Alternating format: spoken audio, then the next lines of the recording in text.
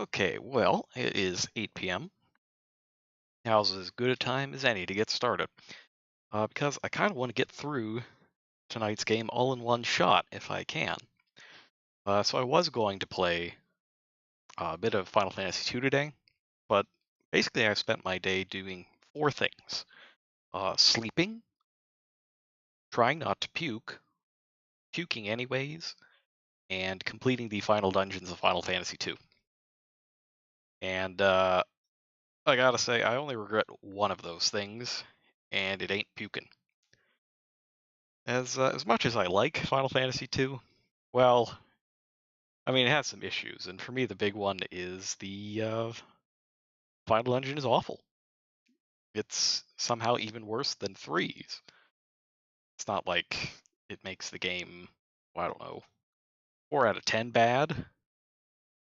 And I don't even have problems with the progression system. I kind of like that a lot. And the challenge level is a bit uneven. And I mean, there's always the chance that you'll just die immediately when you get into an encounter, but that's every RPG that I like, anyways. Like all the Atlas games are like that too.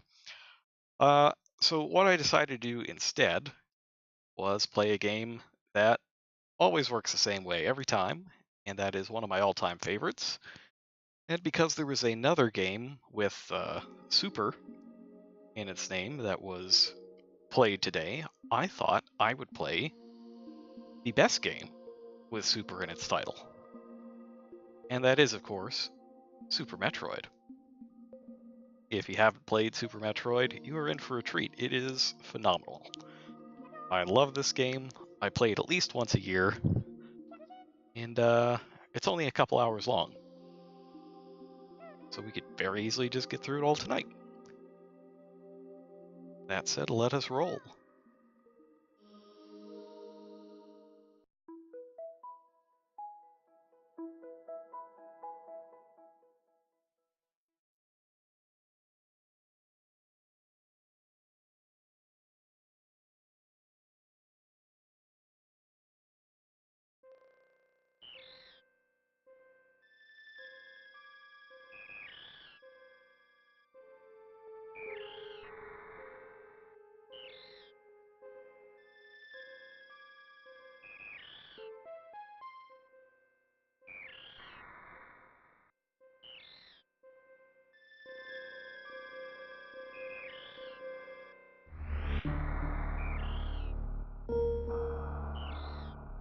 Super Metroid's pretty good. Like, just from the moment you turn it on.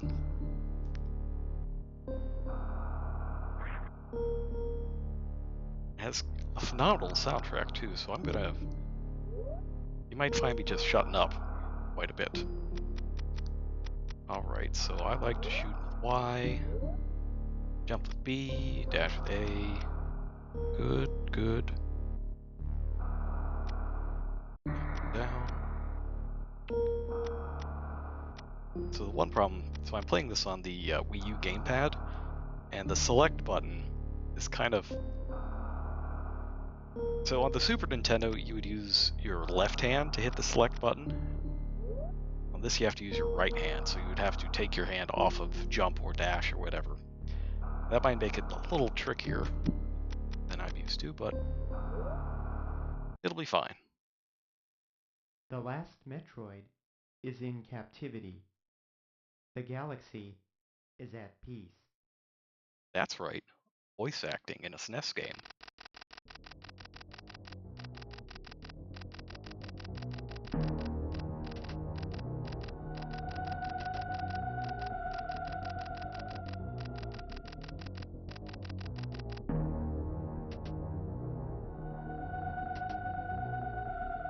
I always love this sequence. Such a good opening.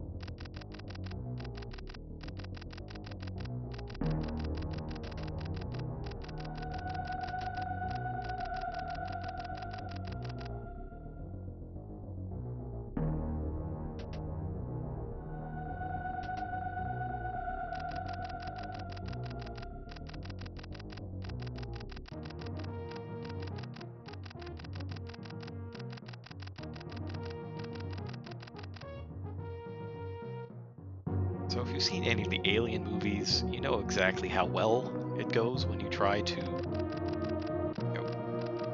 use something that latches onto your face and does horrible things to you for the good of civilization. Quote unquote, good of civilization.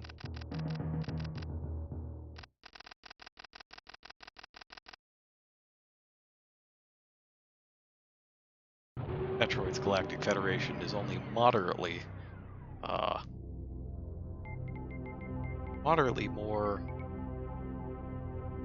moderately less evil than Wayland Yutani.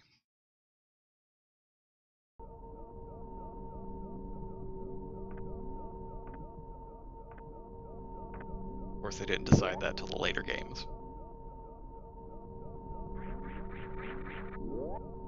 Speed is a big factor in the Metroid games. The ending changes based on how quickly you complete the game, and it is a very popular game for speedruns and speedrun races. GDQ, or Games Done Quick, speedrun marathons used to always have Super Metroid as the final game, but they've stopped doing that recently for a bunch of various reasons that have nothing to do with the actual quality of Super Metroid. So this is Ridley. He's a big purple dragon named for Ridley Scott.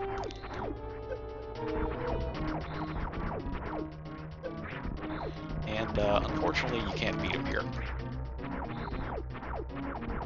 I like to try though. Like, you can't actually win, but you can make him drop the hatchling.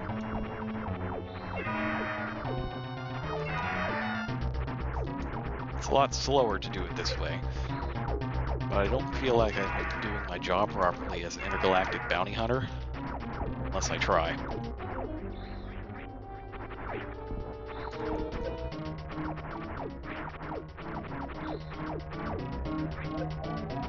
Ah. The other reason is I don't really want to hear the low energy warning.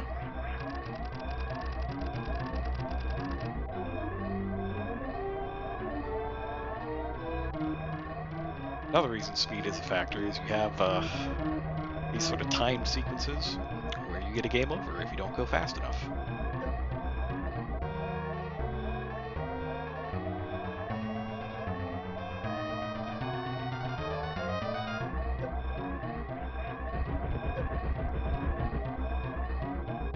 It's not that difficult though. This is the tough part though. It is really easy to mess this up, because it's not just the perspective that changes, the actual orientation of the platforms does too.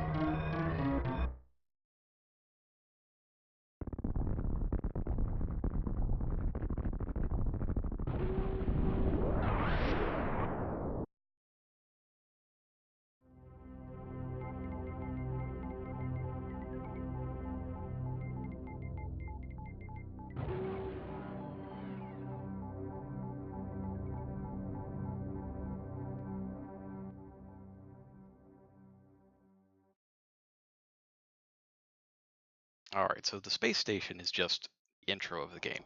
The rest of the game takes place on this planet. Some of the games explore having a bunch of different planets or different areas to explore, but I kind of like the whole one desolate planet that you have to infiltrate on your own aspect that Super has.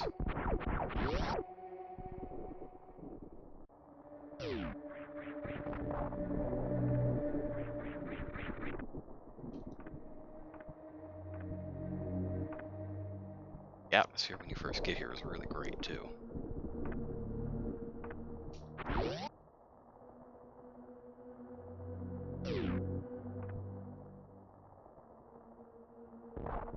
If you haven't played if you have played the original Metroid, then you would recognize this as the place you escaped from at the end of the game.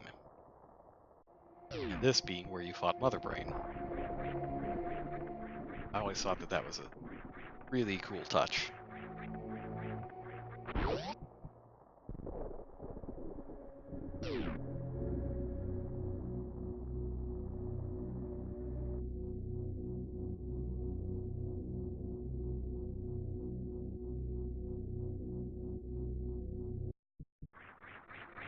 Let's get our first item.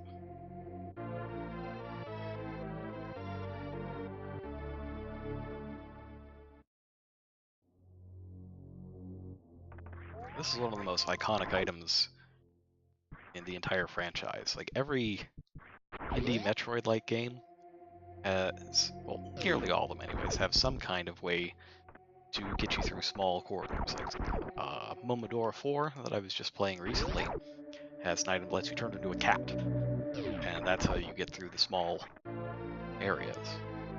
Other things, you can just warp through walls sometimes. Sometimes you'll crawl, but the old morph ball is by far my favorite.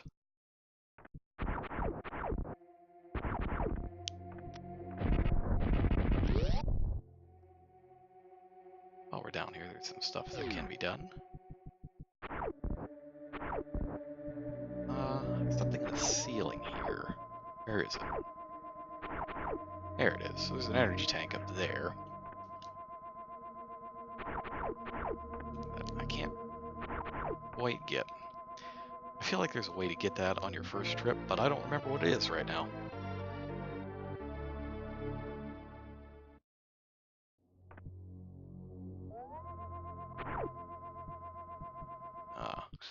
Well, we'll come back here later. You need the high jump boots to get that normally.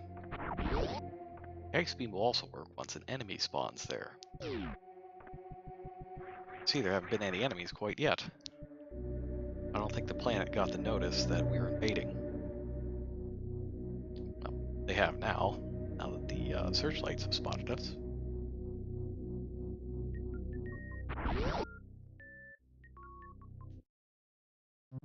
Oh, hi!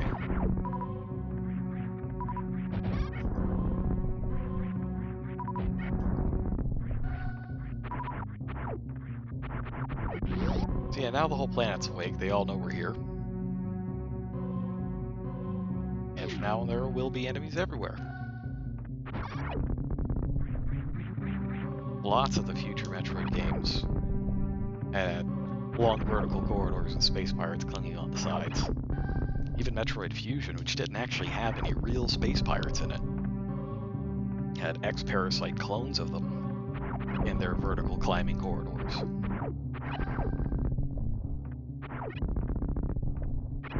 It can be a pain. You don't actually have to fight them, but I find that when I don't, they just shoot me out of the air with lasers.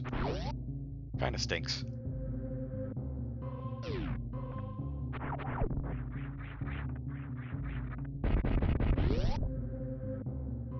See, different doors respond to different enticements to open.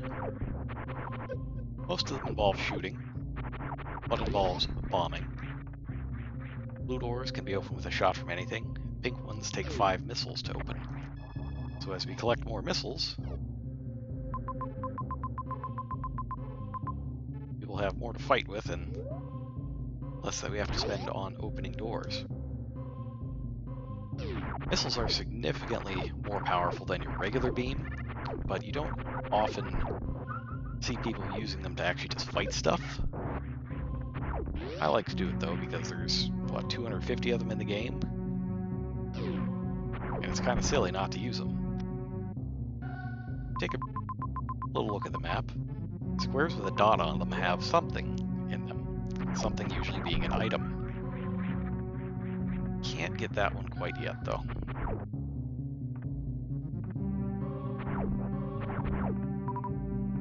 Because I've played this game very many times, I happen to know that we need the next item before we could get that missile pack. And we'll find it down here.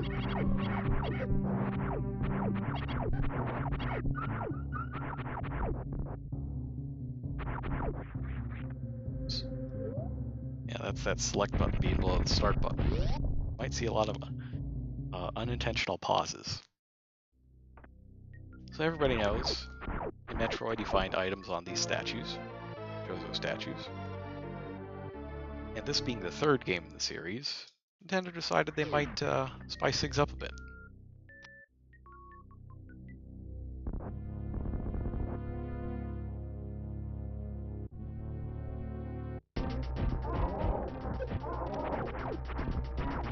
I remember seeing this as a kid and freaking out.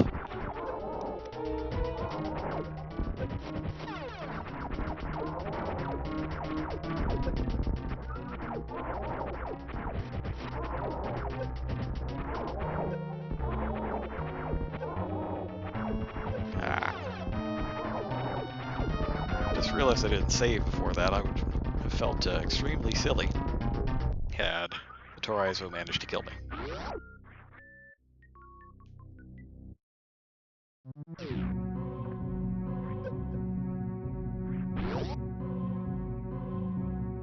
Alright, now that we have bombs, lots of things have opened up.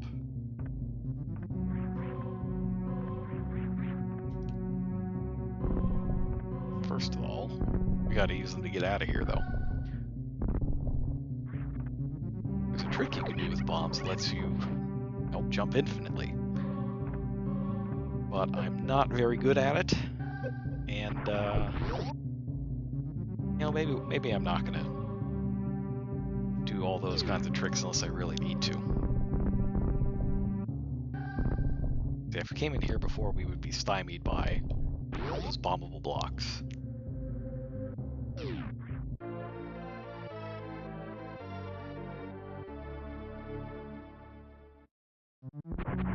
No reward for getting 100% of all the items, other than a warm feeling of personal satisfaction.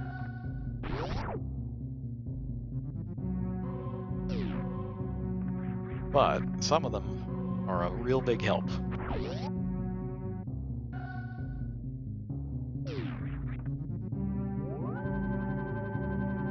And take a save there.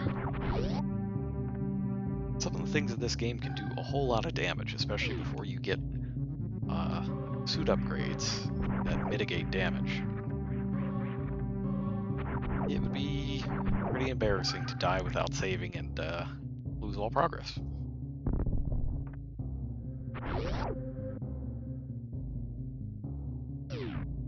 So in addition to missiles, also pick up energy tanks.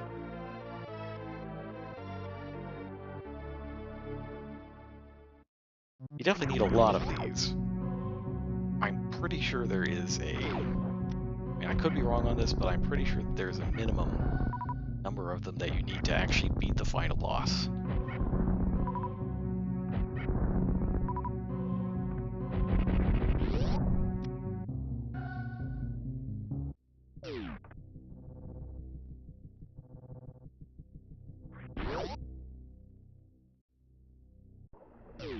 So this is the eventual objective of the game. There are 4 major areas, 4 major bosses, and as each of them are defeated, their piece of this giant gold lock will be undone. And when they're all dead, we can descend into Torian. Can't do anything there now, but it's still a really cool design for a statue.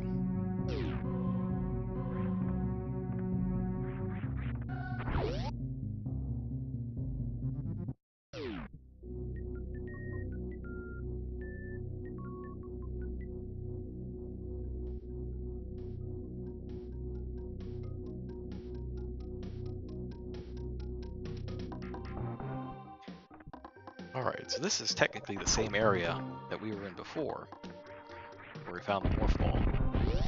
But as you can see, there's a lot more lush vegetation here.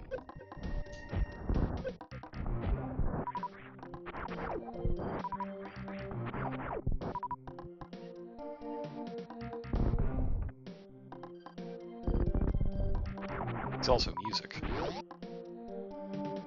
And the soundtrack in this game is amazing. Right, that's where we came in before. Now we're all the way over here.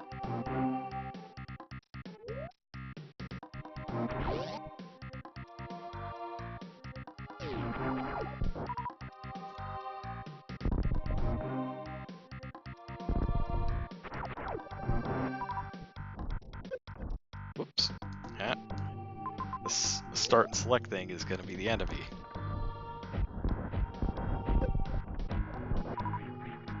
Also failure to aim, but that's a different issue.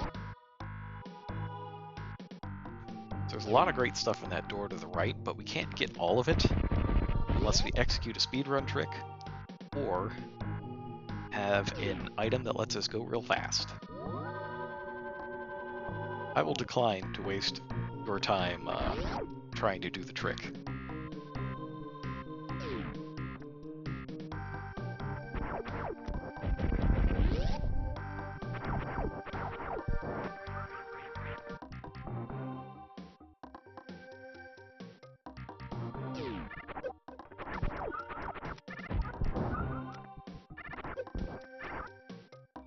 Ah, doing it again.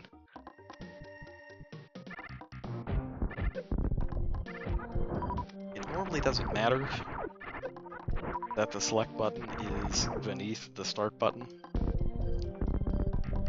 but for this particular game it does.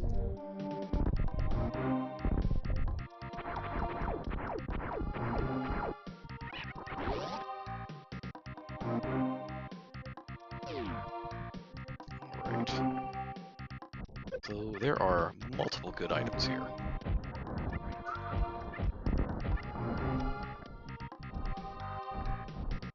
I'm going to start by getting one that makes it a little less of a problem that I keep missing with all of these missiles.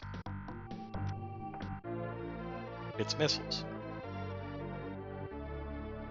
It's not actually missiles. We can head down here and pick up our first beam upgrade.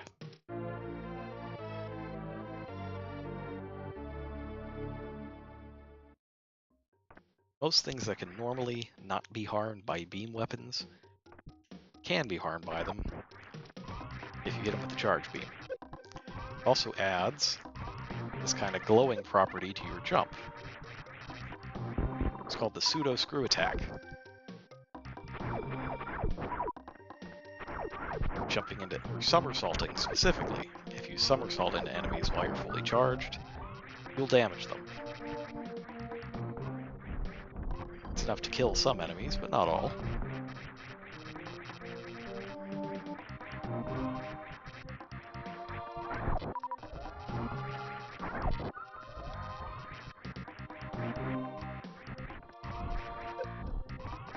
Let's see how it does on these. Takes them out pretty good. Charge beam is excellent, and it goes on to appear in pretty much all of the future games, and it's always one of the best items.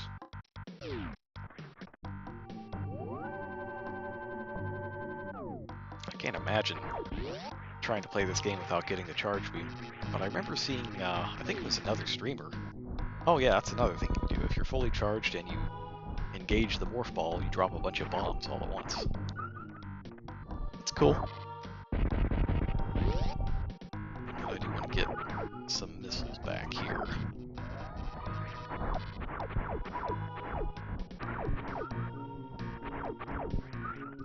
I don't need the energy so much, but the missiles help. And one of the reasons why the charge beam can't just completely replace missiles is because it's got a much lower firing rate. You can really spam missiles, but you still have to keep charging between every shot of the charge beam.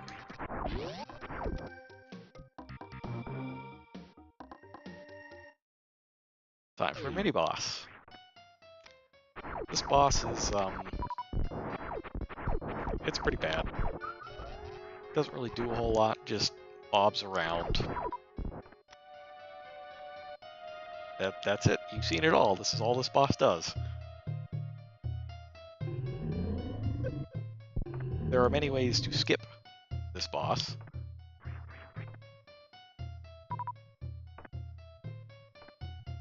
And, well, if I wasn't just playing through casually, I'd probably try.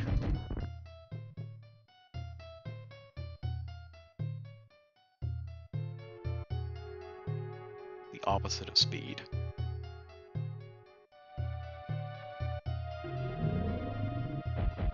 Good music, though. Yeah, as long as you sit here in this corner, you're effectively invincible. I don't even think the pollen can get down here.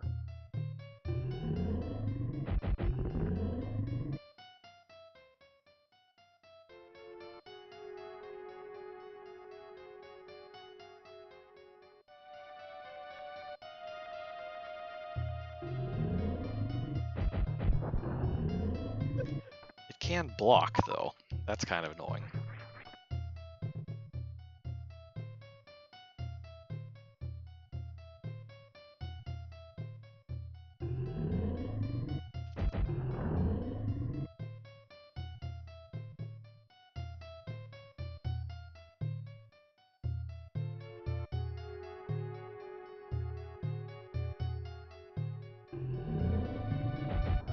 Well, there you go. That's pretty much the only boring part of the game.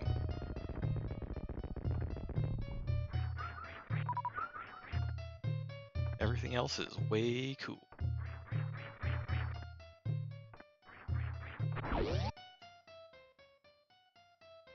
So our reward for putting up with Spore Spawn is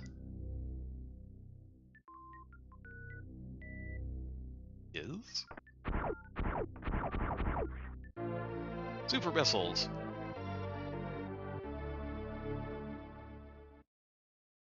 Super missiles rock.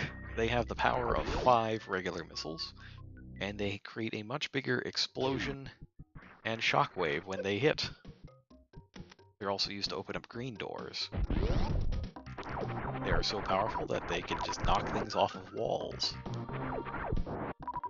Very neat way to introduce that mechanic, although it doesn't show up particularly often.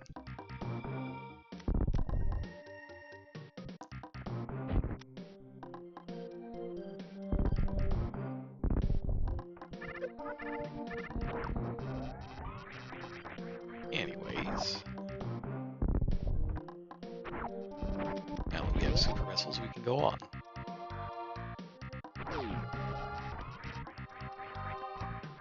Well, that orange door up there is opened by yet another weapon that we don't have.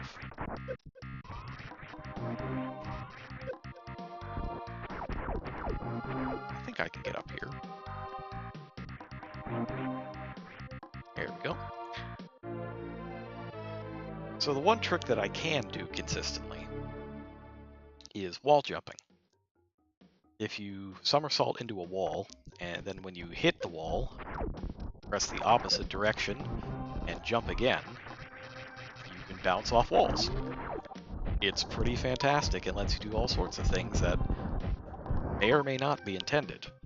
I say that because the game actually, there's a built-in tutorial that kind of shows you how to do that, but you're never actually required to do it in the game except to get out of the area where it teaches it to you. And you only wind up in that area, you have to go looking for it. It's not a mandatory area by any stretch of the imagination.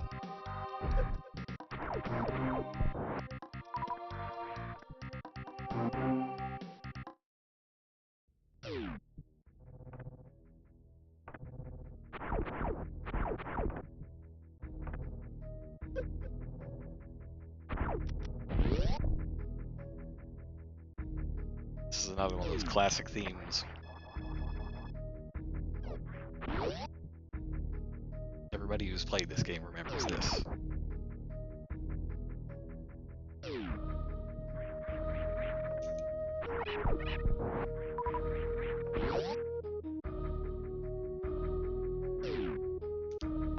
Now, there's a secret here. Can you see it? Yeah, it's right above. Now, normally we would need the high jump boots to get this, but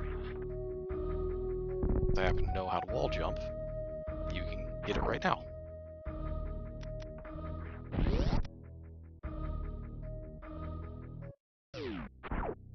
It's not the beam upgrade, the spacer.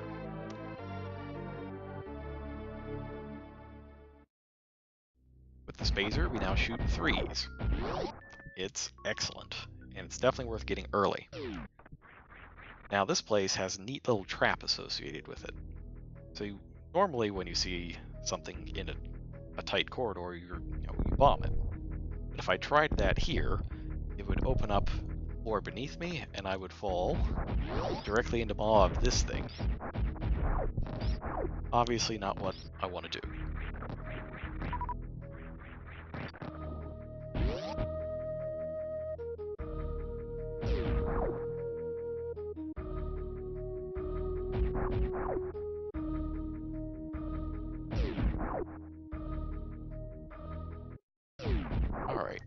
So the first boss we're looking for, Kraid, is beyond this super missile wall.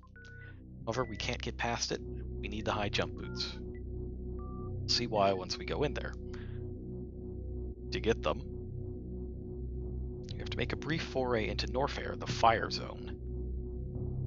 Now there are a lot of doors in here that if you go into them, will dump you off in a superheated area. While you're in a superheated area, your health drains rapidly. So if you do that, quickly undo it.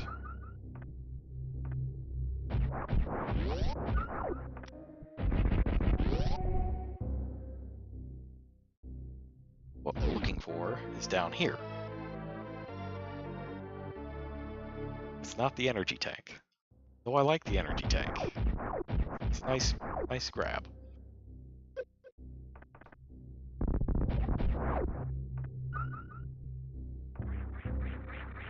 It's actually in here.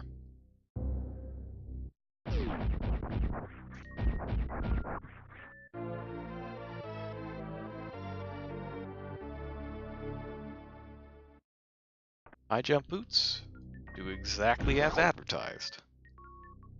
They make you jump high. Now I do need to take out that little fire zoomer guy.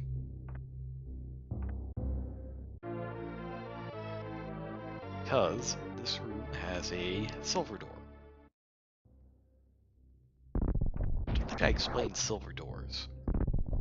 So silver doors either don't open at all, or only open once you have fulfilled a certain condition. And that condition is, I'm pretty sure, always to defeat all enemies in the room. So poor little fire zoomer guy. He's gotta go.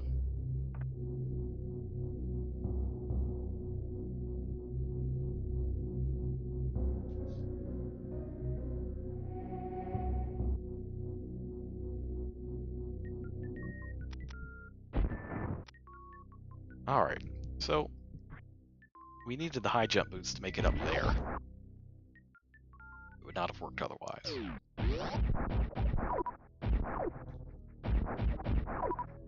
Oh, actually, this is a silver door that has a different condition. This isn't defeat all enemies, it's defeat the boss. You can't really tell what the actual condition's going to be until you get there. But yeah, so when we come back... Oh yeah, the Spazer is a lot more powerful too. It's very, very good.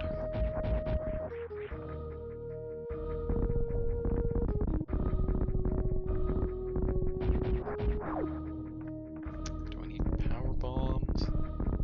There's something here.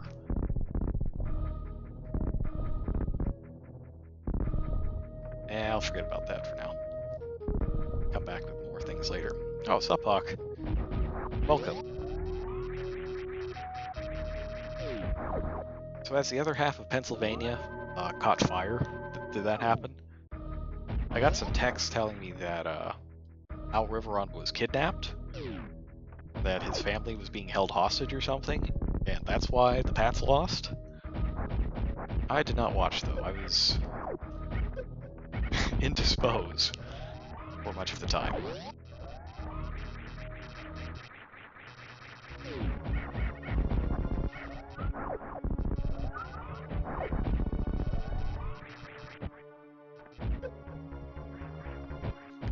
Ah, yes. So this is a holdover from the original Metroid. It's fake Kraid. So in the original game, there were two Kraids. One of them was the actual boss, and the other was exactly like the actual boss, except you didn't get anything for beating him.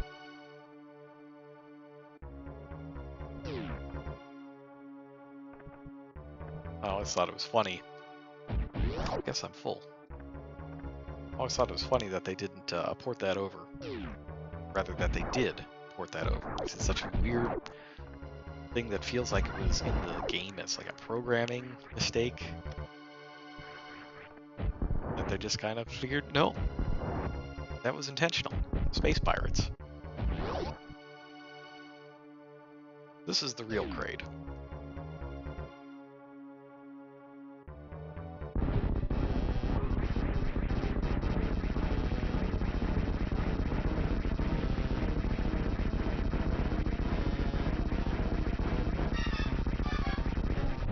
He's a little different than the other one, huh? Just a little bit, right? Yeah. Oh man, that was so cool the first time I saw it as a kid.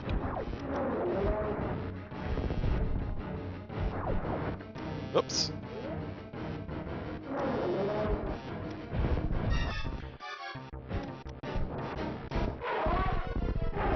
He's not that hard though.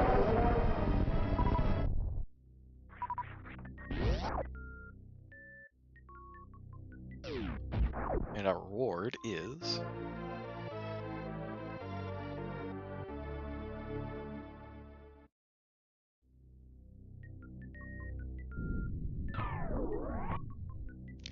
the Varia suit gives Samus her signature shoulder pads, reduces damage by half, and it lets us go through superheated areas normally. Very important to have. The giant shoulder pads. So in the original Metroid, the Varia suit just changed Samus's colors. But in Metroid 2, which is a Game Boy game, well, there really weren't any colors. There were just shades of gray. So to make the Varia suit more distinct, they added the giant shoulder pads onto it. And they've stuck ever since.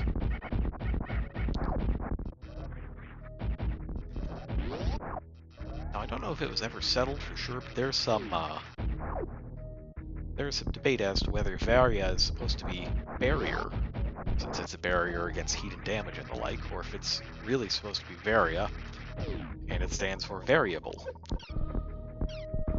I think either's fine, and it doesn't really matter. The item's cool either way. So this room has an item in it.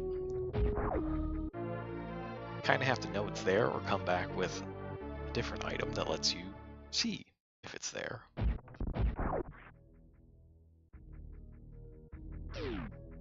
But regardless of what the intention of the Varia suit is, it's going to let us head back into Norfair.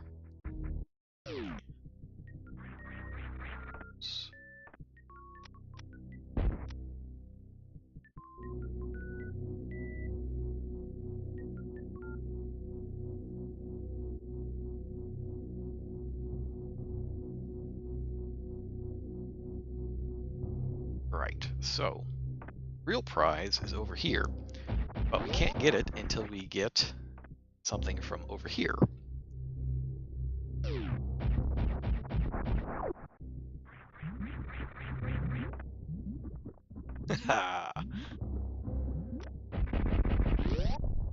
Sign hoppers didn't know what hit them.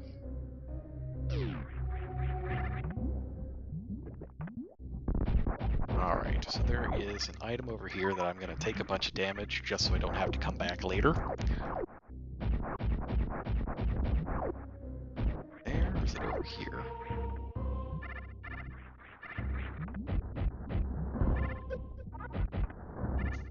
Oh no, it's over here.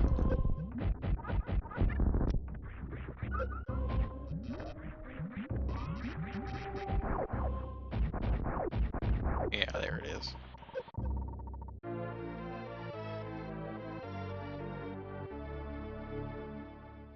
I love a good missile tank. Not so much lava baths. Now there is a suit upgrade later that will let us just do whatever we want in lava and not really care about it, but that's not for a while. And I want to avoid as much backtracking as I can, as it's not the most fun thing to watch.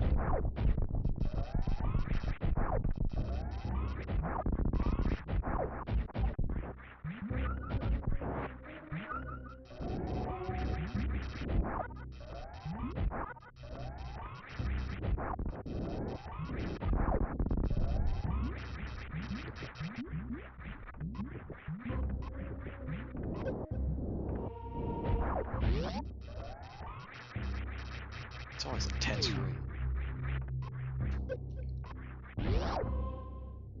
Alrighty then, haven't saved for a while. Let's do that.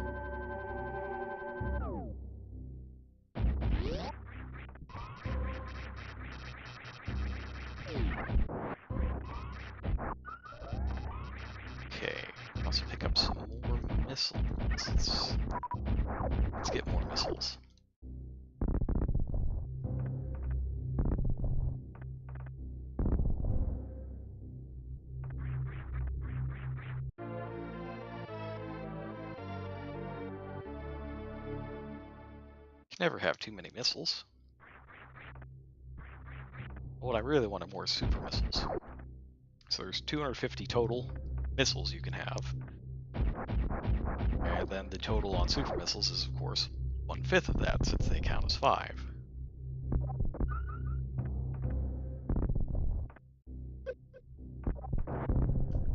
It'll be a while before we get to a real good source of them, though.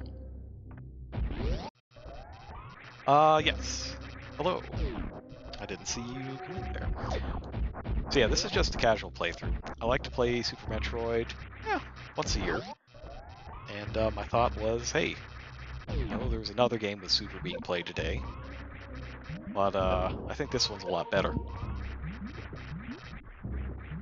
So we're playing some Super Metroid.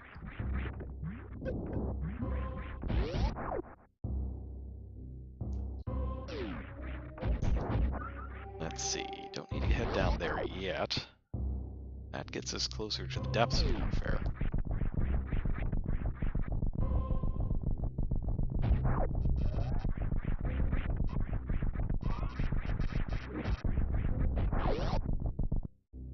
Yeah, you couldn't really see it on screen because I'm just too fast, but the lava level was rising, and it'll just keep going until you get out of the room or die horribly.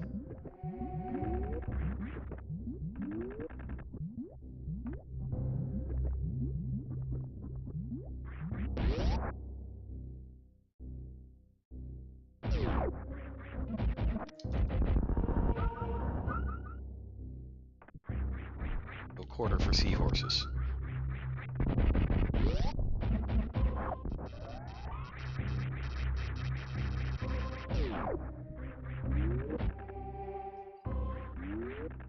Generally speaking, I don't want to spend a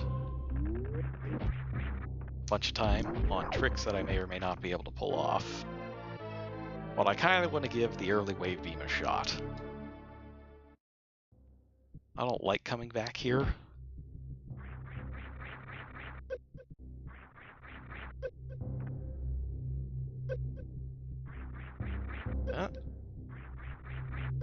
I'm just messing it up.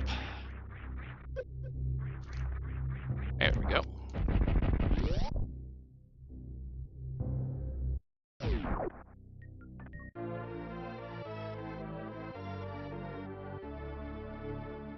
That is going to save us a whole lot of backtracking later on. Assuming that I don't, assuming I don't die getting out of here. That's always a possibility.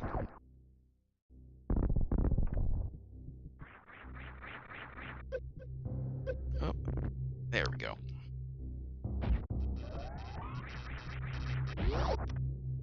Close, but we made it.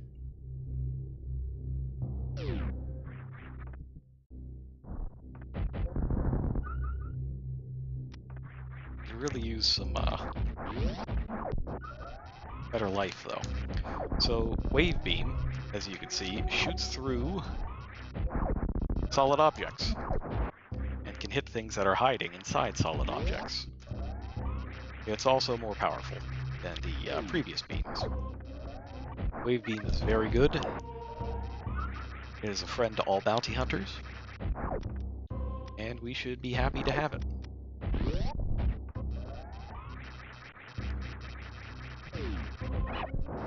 It does not pierce enemies, though. We'll need something else for that later.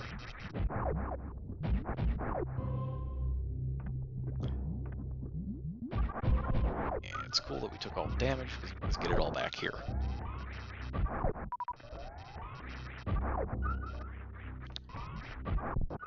Good enough.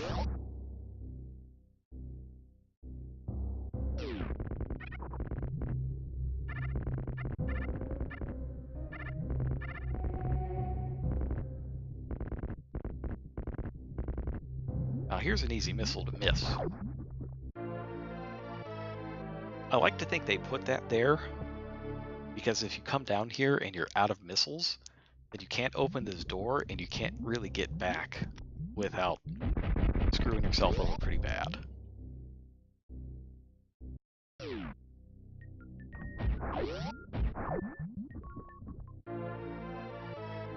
Speed Booster is really fun. I like the speed booster a lot. It does this.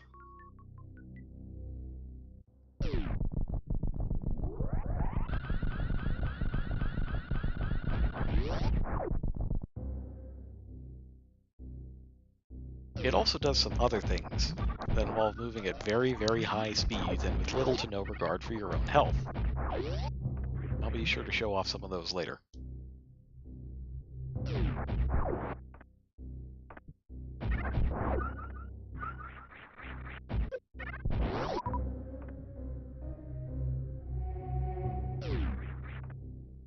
For now, though, we have what we need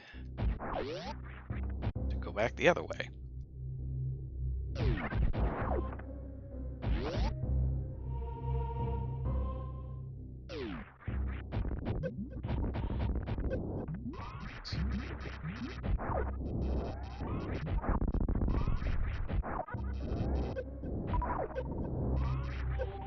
I got dunked. Dunked by a seahorse. It's messed up. So yeah, normally you can only harm those with missiles, but if you charge up, then your beam can hurt them.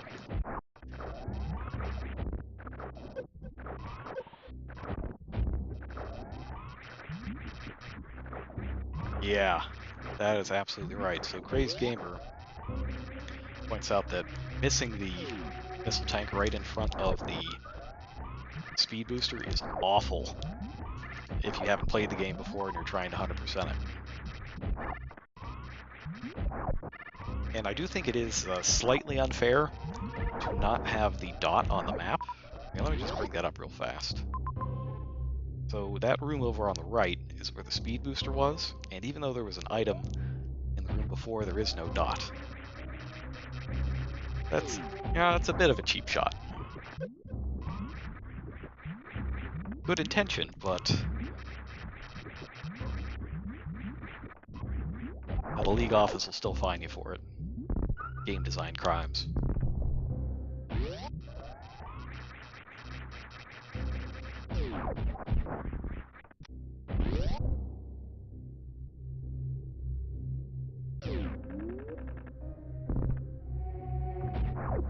Yeah, that's what we needed to get through there. Incidentally, anything you run into while you're at hyperspeed just explodes.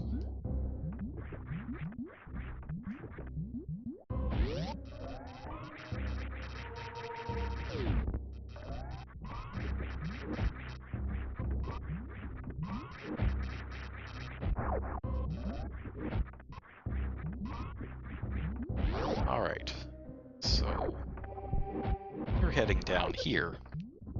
Oh, looks like that thing's also got the wave beam.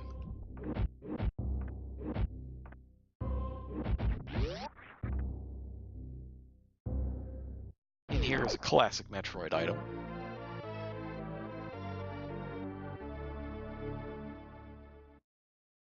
Ice beam adds a freezing effect. Like so. Things that you've frozen can be used as platforms. It's very cool.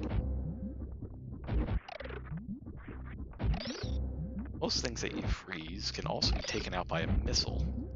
This one needs a super, though.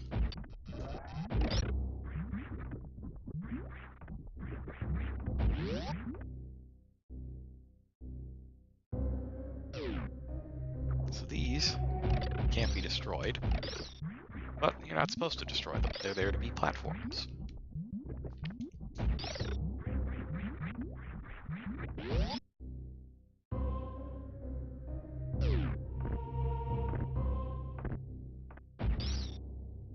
Alright. So our next goal is to go ahead and get the power bombs.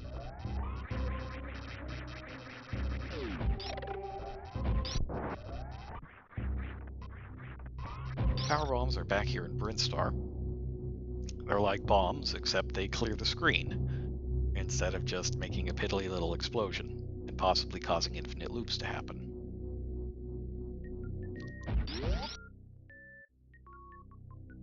They'll also cause some destruction in certain parts of the game.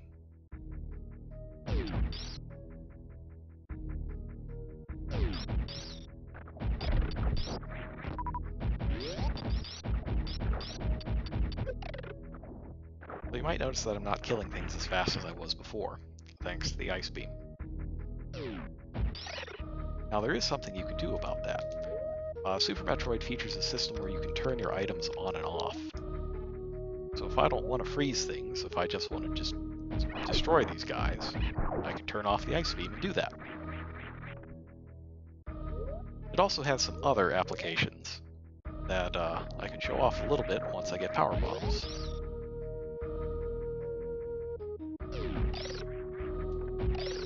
First, though,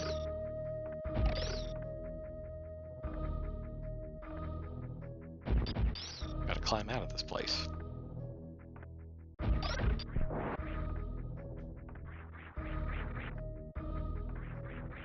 with the high jump boots and ice beam, we can climb all the way to the top.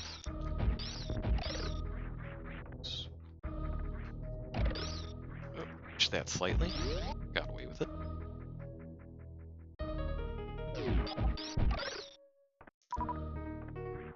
This is not an easy corridor. This is...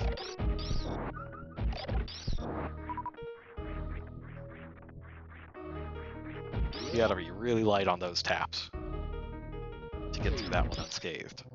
So to go back, we need to get the power bombs, which are fortunately right next to the door.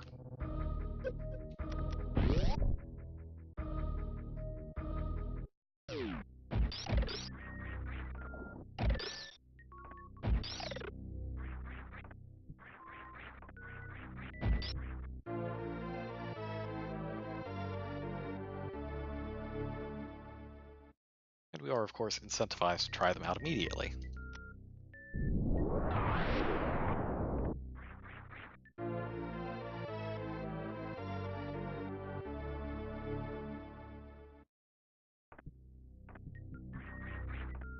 So yeah, these flowers, I made sure not to fall into them. They're bad business. They'll kind of chew on you a bit. They've got teeth. They're very unpleasant.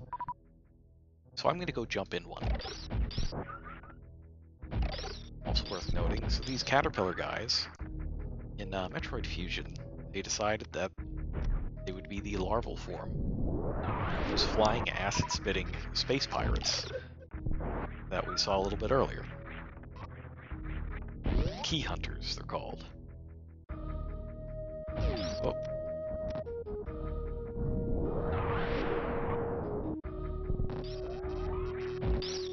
Well, I don't think I thought that all the way through. Huh.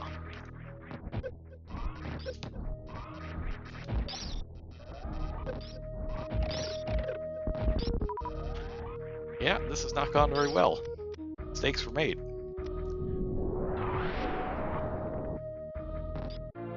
Fortunately, that flower's a fake, and there's more power bombs inside.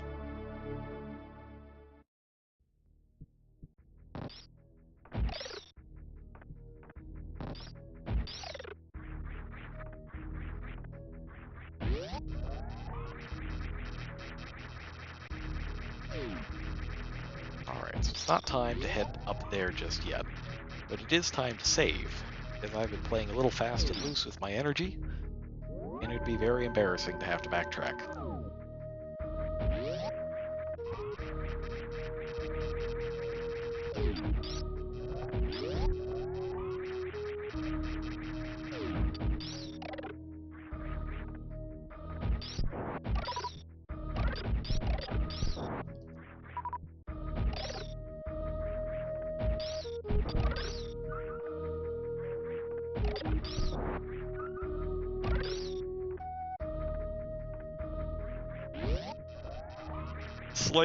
Slightly less confident the second time through with only 154 energy left.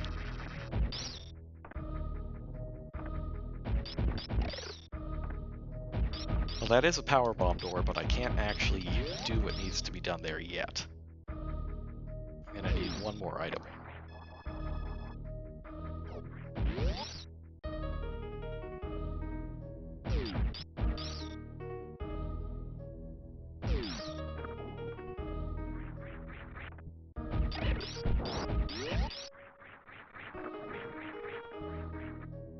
Just chill out there, Keith.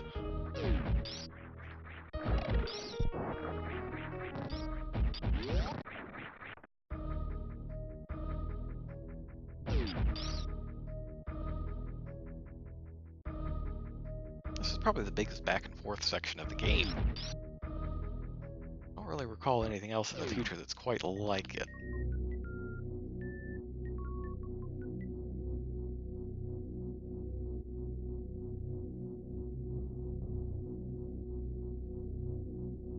Oh, with the power bombs, we have access to the map.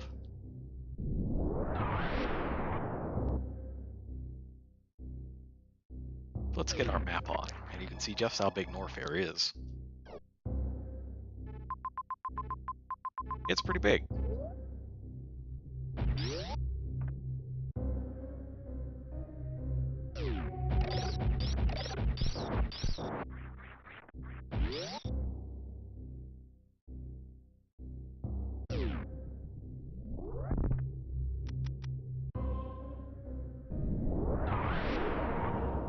Yeah, there's gonna be some good stuff coming up.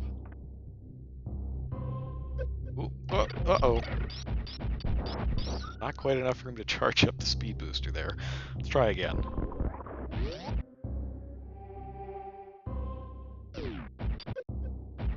Okay, this room... This is not a good room.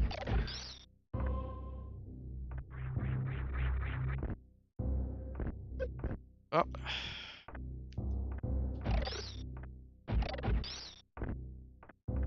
This could, Alright.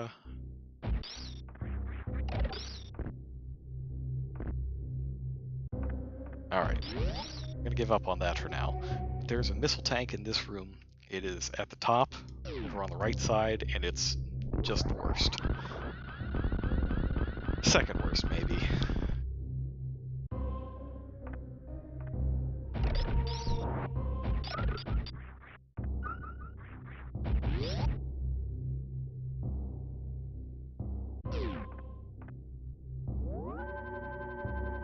Normally I like to get 100%, but there are some of these missile tanks that have a good chance of getting or of taking a long time, and I don't know that anybody really has that much time. I mean, I do, I'm on the West Coast, but everybody on the East Coast, oh, they might want to get to bed before 3 in the morning.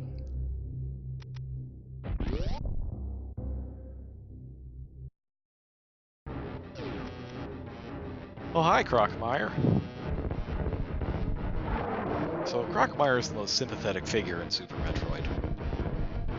Samus just kind of barges into his house and starts shooting him in the mouth with missiles. It's remarkably rude.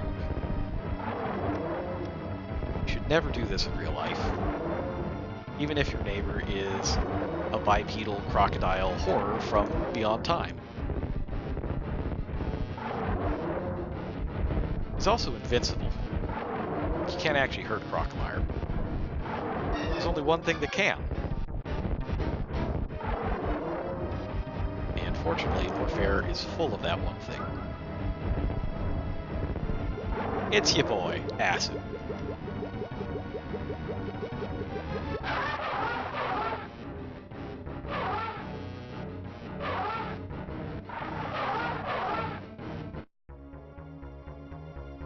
So as a general rule, never do that to your neighbors. It's real messed up. And you never know, there could be horrifying consequences down the line.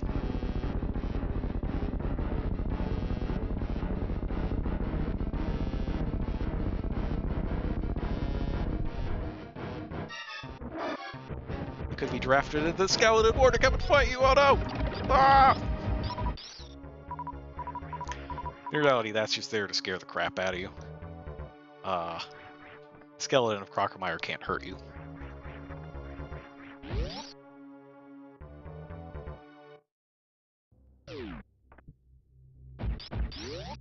I love that scene though. It's another thing that just freaked me out as a kid. It's fantastic. Let's get some super missiles back, yeah? Yeah.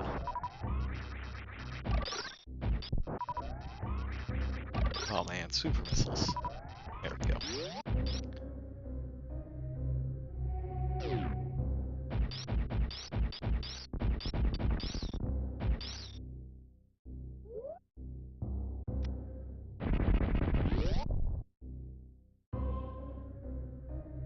Jump scares in the 90s were way cooler.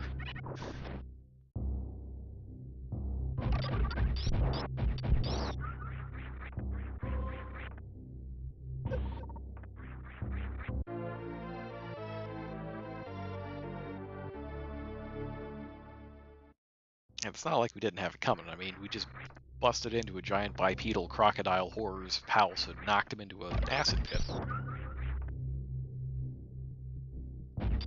I think a little bit of screaming and skeletons was... That's probably justified. Justifiable spookage.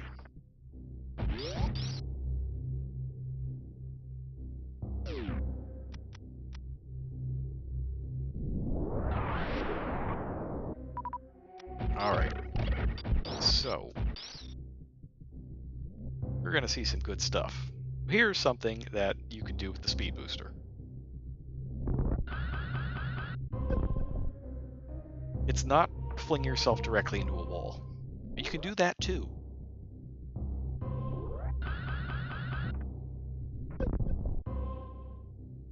I'm really good at doing that.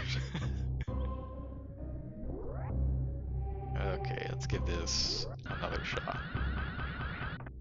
Whoops. I'm not very good at the speed booster. And as you can see, it takes some health when you do it. Ah, no!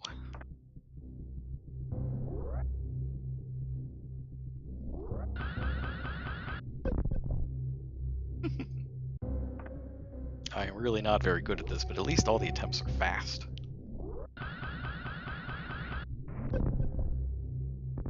There we go.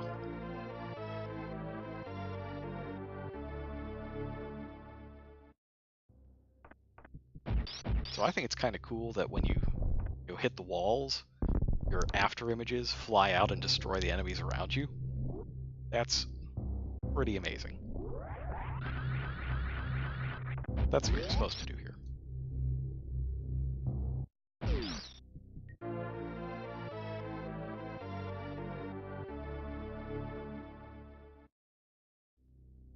Alright, and that's going to be our last mobility tool for the time being.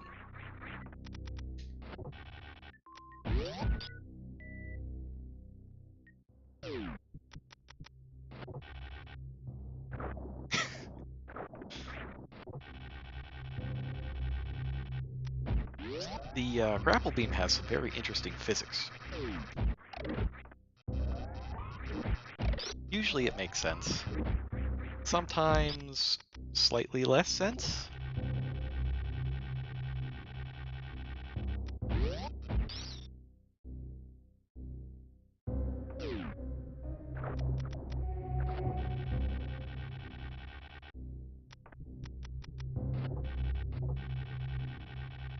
Oops. There we go. These gates are a lot like the doors. They're color-coded in exactly the same way. You just open them however you would open a door of that color. But for the super missile gates, because the explosion radius of them is so big, you can actually open them from the wrong direction. That's kind of cool. Also lets you sequence break later parts of Norfair, and it's part of what makes the reverse boss order run possible. So in addition to grappling onto blocks, the grapple beam can also grapple onto certain enemies.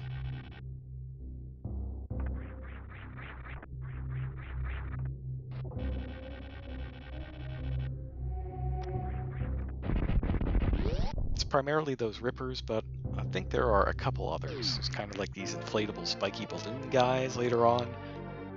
And there's 360 spinning and rotation, and it's all very nauseating. Which, frankly, I've had my fill of today.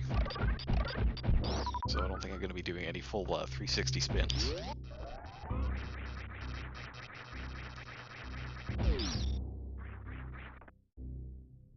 Uh-oh.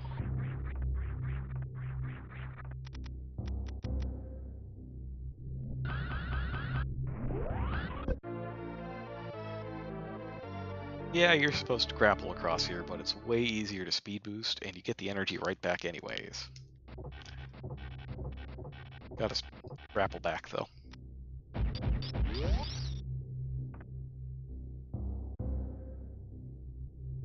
I think that at least slightly erases my issues from the last time around. Alright, so which way to go? Let's go right.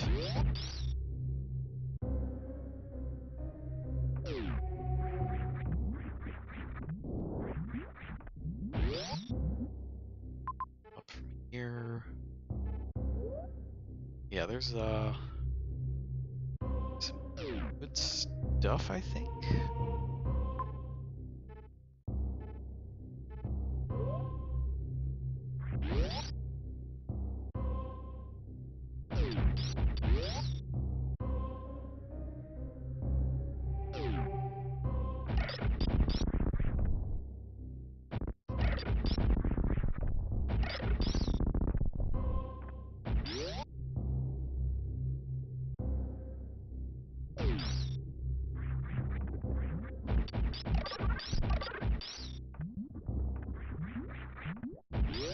This is going to bring us back to that green bubble room before.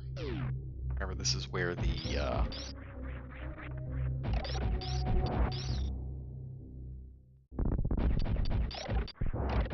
it's kind of a pain to get back that way, huh? Okay, maybe we're not going that way.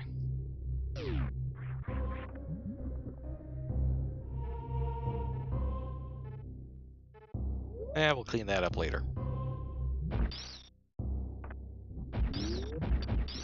Thanks to the early wave beam, we can just get right through there.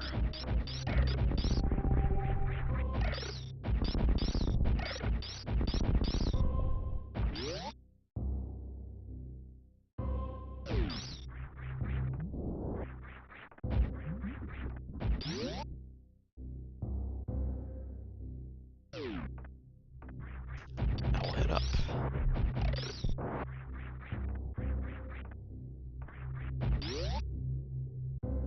And this will connect back to the main shaft where we just came in here.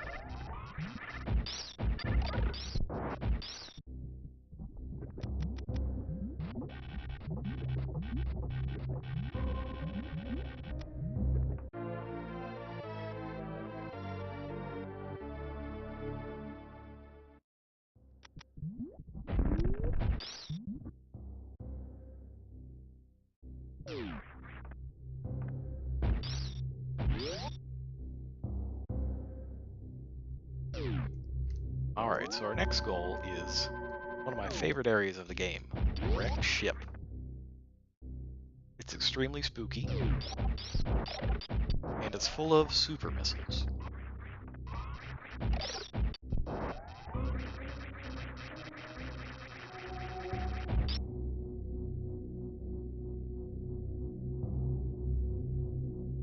I guess while we're at it, we can pick up the X-ray scope as well.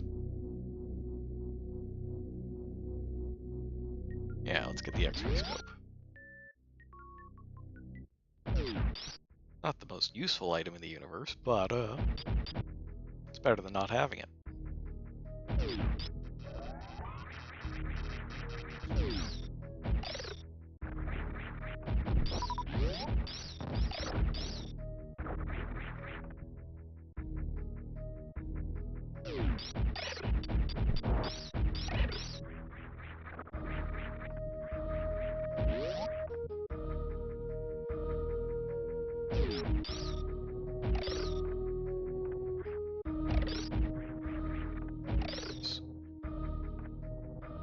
Okay, I thought I might not have had enough to get through there.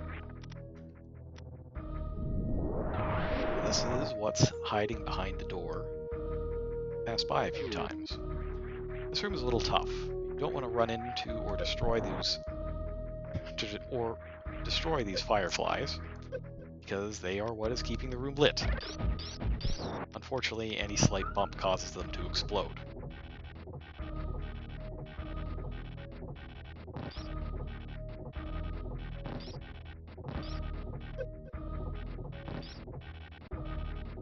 really don't want to fall here. It's very unpleasant to try to escape from if you do.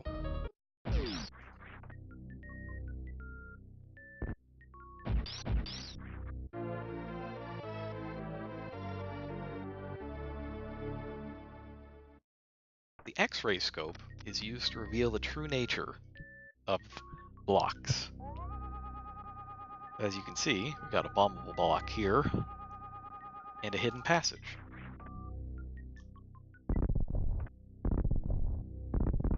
The X-ray scope always feels kind of underutilized to me, but I really liked how they did it in Metroid Prime, I think. Yeah. Used it to see ghosts. Oh man, you know, you could look through destructible objects, that sort of thing too, but mostly ghost hunting.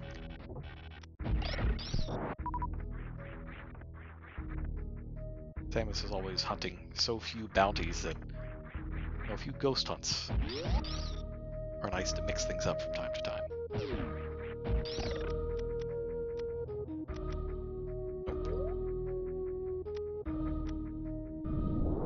Oh, now that I think of it, I should have plugged the SNES Classic in. Oh, I could play it with a regular SNES controller instead of the gamepad.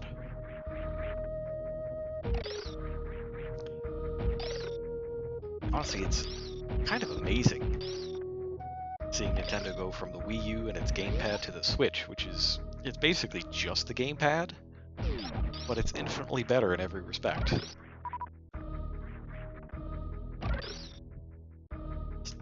Sometimes I wonder what happened with the Wii U. It's not like it didn't have good games. Wii U had amazing games.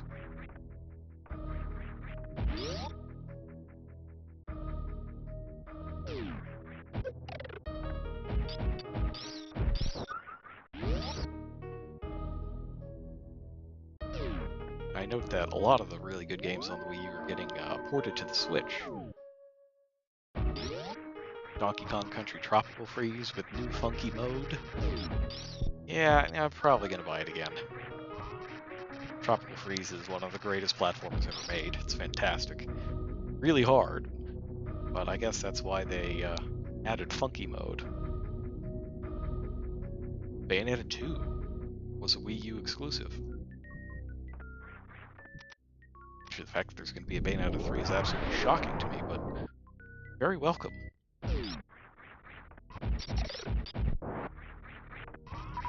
Bayonetta 2 is incidentally the best Christmas game, much like Die Hard is the best Christmas movie. So now we're back up by where we started. There's the ship right over there. We're going to head off in this direction. Ah, and that guy is what I was talking about. This is what the caterpillars evolved into. Flying jerks and spit acid.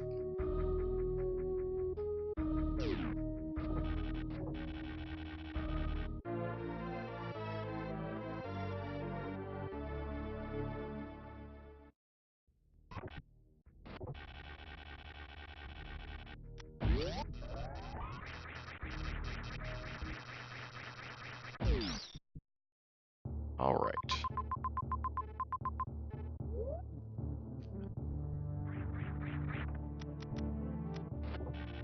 See, the music has changed and the rain has stopped.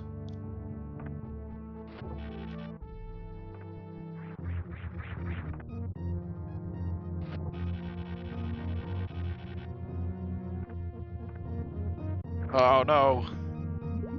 Well,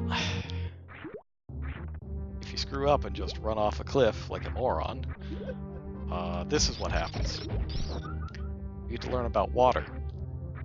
Water is the worst. It is absolutely terrible. But they hide things in it sometimes. Things that are slightly difficult to get. There we go. Figure I might as well get this now that I'm down here.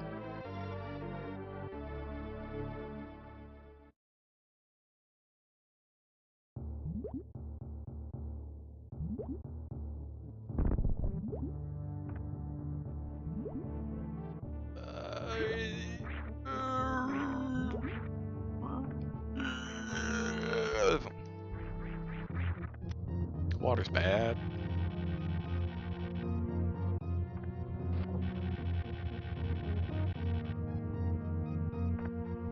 Alright, on the subject of water, I have to get my dig in at Tom Brady. Do you know he published a book that tells you to drink 12 times your weight in water? And that's the secret to, staying pliable and flexible and the like. Just doing something that has literally killed people on the football field. Come on, man. Anyways, ghosts. Spirits are always with us.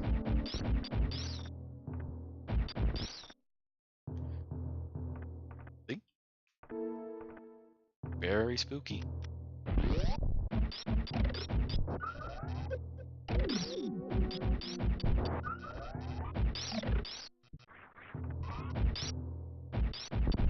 So yeah, nothing in here works. There is, for example, a save point over here. Or rather, a map computer, but it doesn't work. It doesn't work because the power is all going somewhere. Now, where could that be?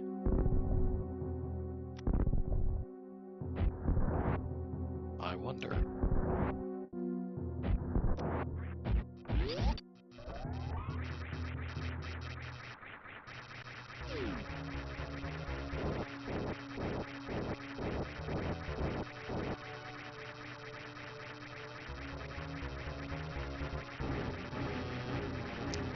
Yeah, it's this guy.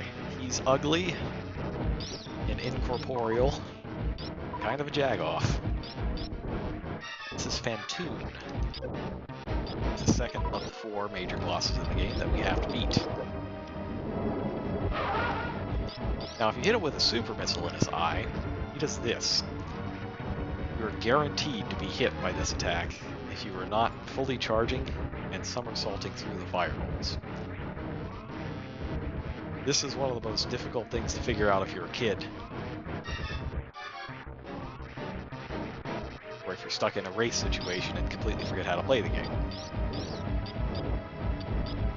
Now what you can do instead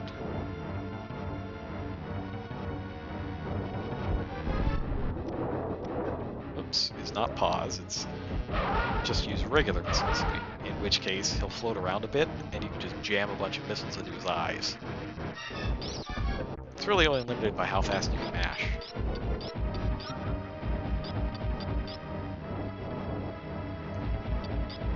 And I guess how close you are as well.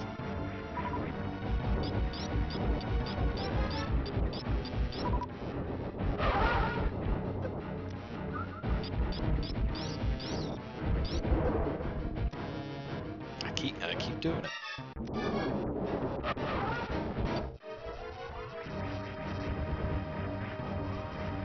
I'm pretty sure, I want to believe that it is faster to just use regular missiles, just because avoiding this attack takes so long.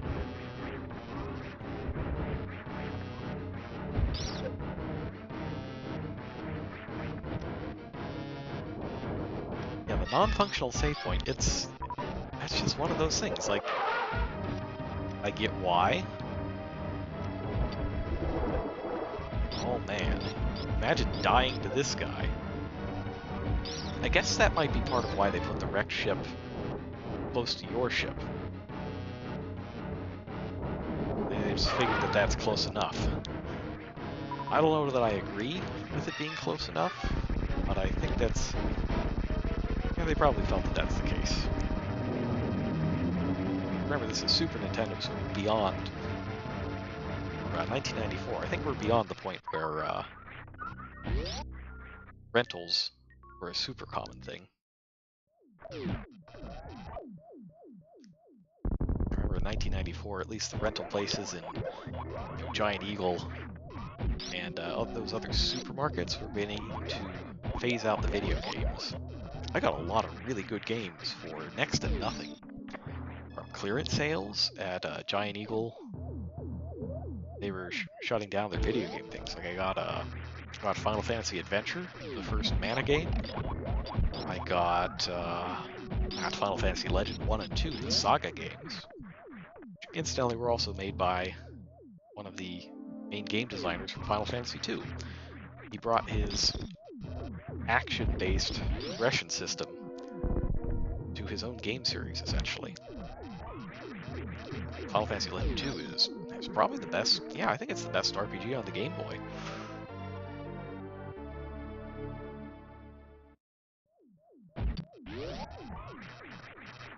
Ah, that is a good point. The water crossing, not great, and it's doubly not great if you fall in ever.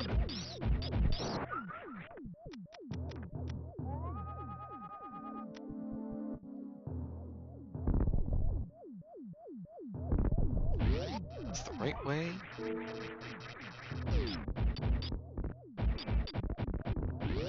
This is not the right way.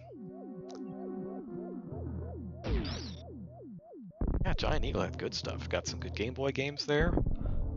What else did I get there? Got my copy of Final Fantasy 3 there.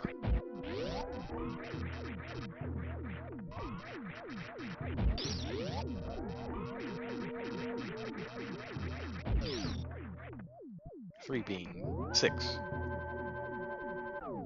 Oh, what else did I get there? I think I got A Link to the Past from Giant Eagle.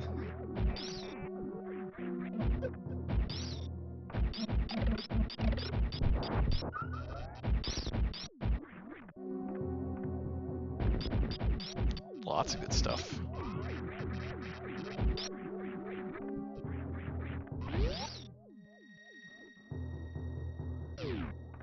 Oops.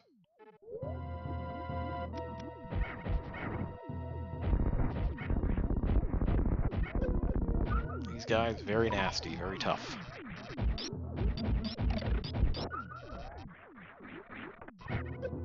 Spit acid. Like a certain other alien. They're actually a little easier to deal with if you freeze them first.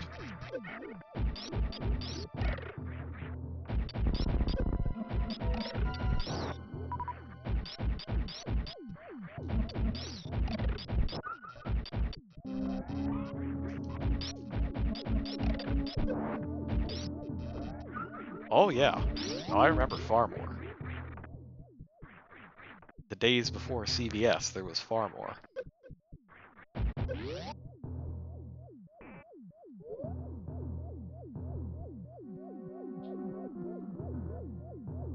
Farmore was pretty good too. I recall they had a pretty extensive selection of games back in the day. Was Farmore? Yeah.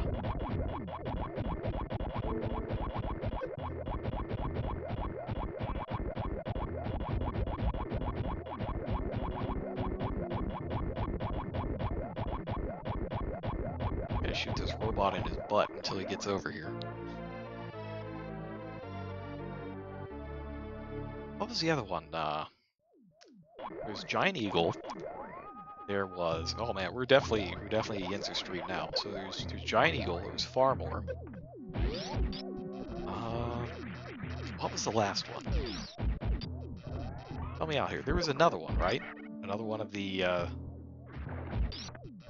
supermarkets. No, there's two more. There's Shop and Save as well. Shop and Save's still around, isn't it? And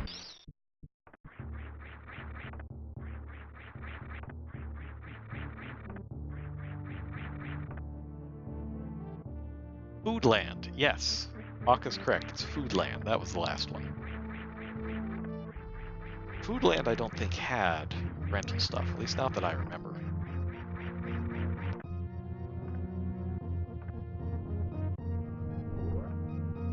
All right. So we're heading down here next.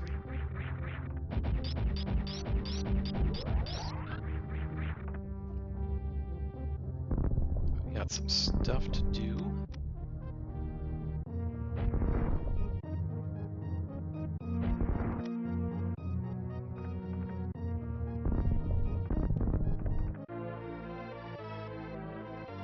Stop and Shop.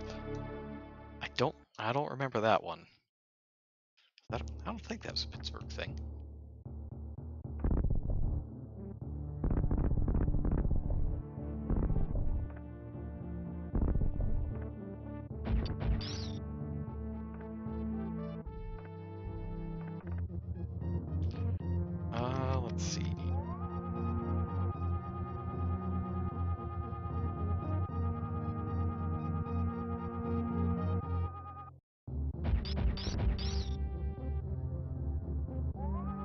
Gotta be careful. Yeah, down there is the bad, the not good.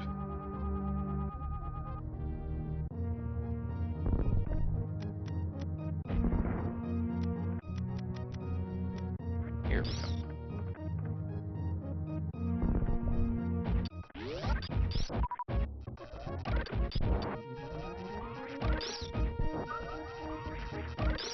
Yeah, my area had, we have. At first we only had Foodland, and I recall my parents didn't like Foodland,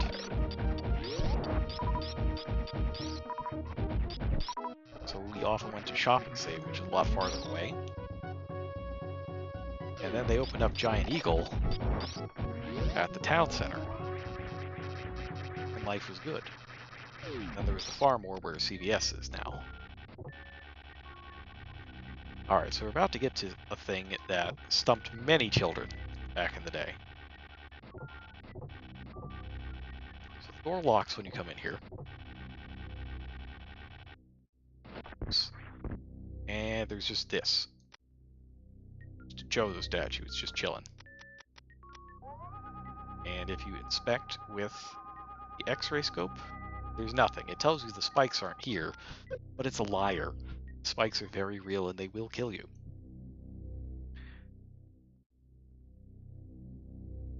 So there's no real clue given in this room. The clue is everything you've seen up till now. Every Chozo statue in the game is holding an orb. So instead of shooting the orb to take something, here you have to give this one an orb.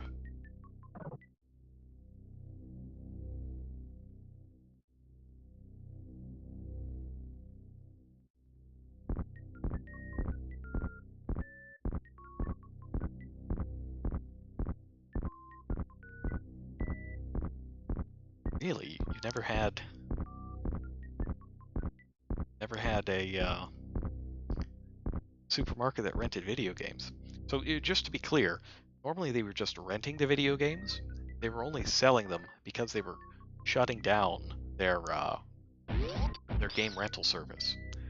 So they figured, yeah, you know, we got plenty of money off these. Let's just sell them.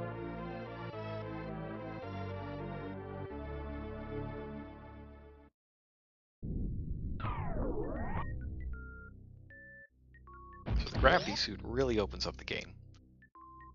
With this, damage is halved again. So it's already at half it again. Now we're at 1/4 of the damage that you would normally take. In addition, this makes you immune to lava, but not acid. Lets you move through fluids freely, so water isn't a problem anymore.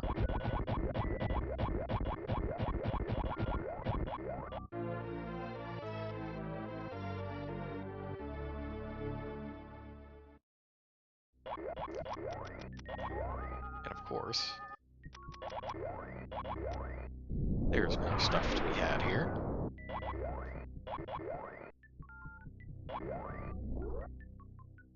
This is a little tricky.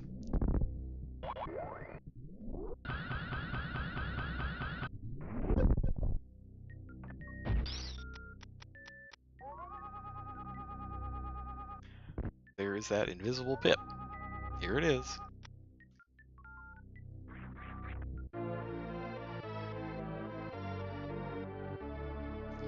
So the reserve tank is an interesting item. It's kind of a backup energy tank. When your health is full, any health you pick up is added to the reserve tank until it hits 100. And then at any time you can choose to use the energy in your reserve tanks and just add it to your total. Or, if you run out of health and auto is selected, it will automatically use the energy in your reserve tanks. Never really comes up, but it could be useful. So you had to go to Blockbuster for game rentals. I remember Blockbuster as well. Blockbuster was an experience every time I went there.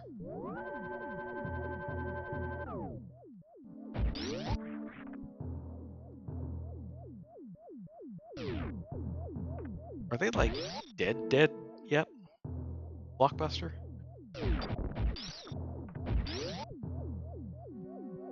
They still trying to finish closing everything down.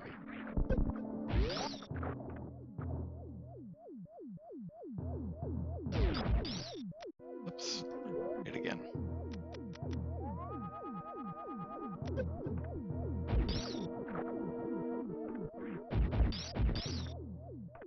Alright, so there should be energy tank in here somewhere.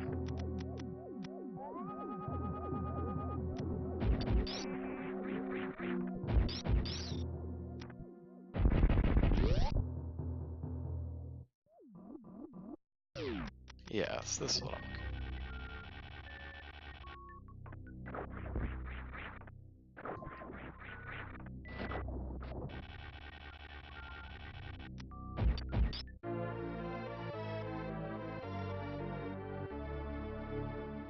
And I do think that there is at least one more super missile in the area.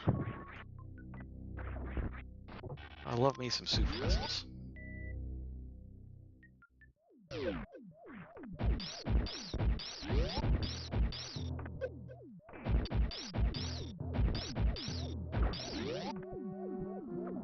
Glad this water doesn't conduct electricity.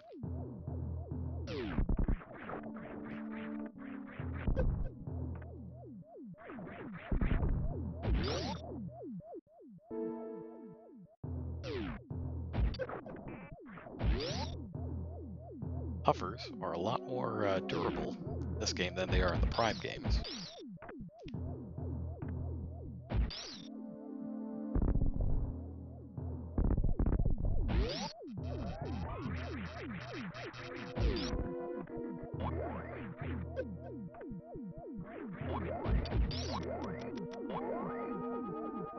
Hello. I'm gonna have a bad time as soon as I let off the X-ray scope.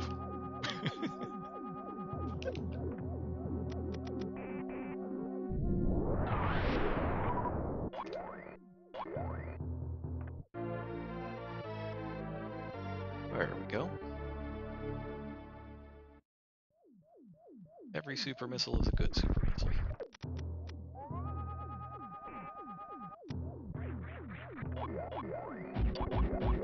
Get out of here, robot.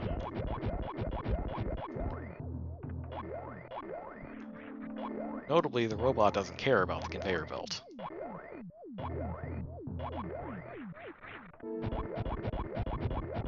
Or the spikes, for that matter. It's just indestructible.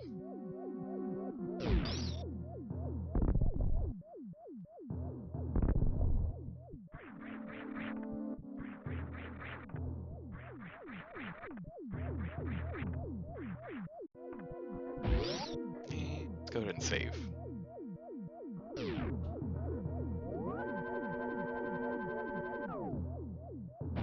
Yeah, we are just about at the halfway point of the game. I think we're on track to make it in to get the under 3 hours.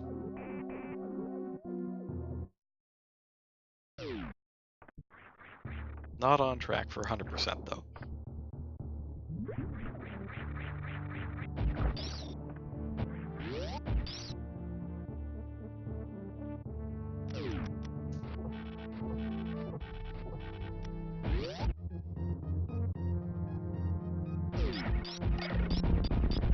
So now that we have gravity suit, power bombs, and grapple beam, we can do something really cool. But not if I completely get where I'm going.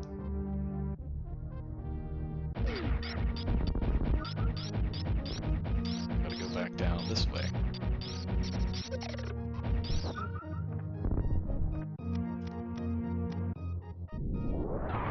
There are a lot of things in this game that aren't written in the manual, that aren't actually shown anywhere in the game, but there are still some clues for them.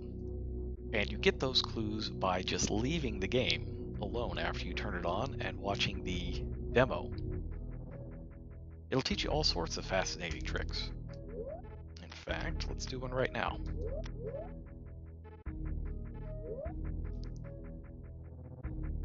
So there are certain beam combos.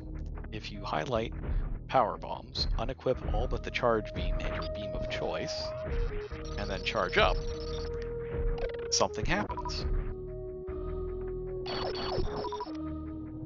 There's a different effect for each beam. They usually aren't that useful, but they are cool. There's also a secret technique for restoring yourself from the brink of death that, even with the demo, I still had to have the internet tell me how to do it. And that was years later. Like, it wasn't until the time of game FAQs that I learned how to do the crystal flash. But another one of these things is actually important to progressing in the game. Technically, you don't have to do it. You can get to Meridia through the wrecked ship, but you wind up in a much more useful position if you come at it from this direction.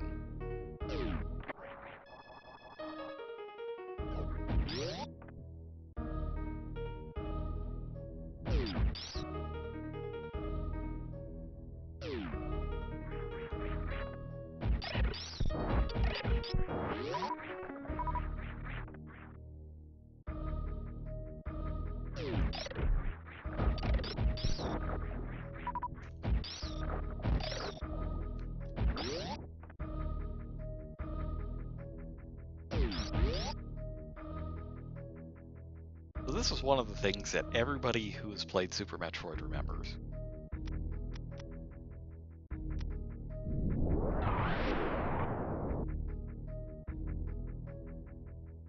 Everything seems fine, right?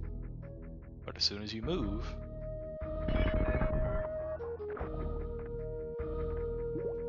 the glass breaks, and now you're in Meridia.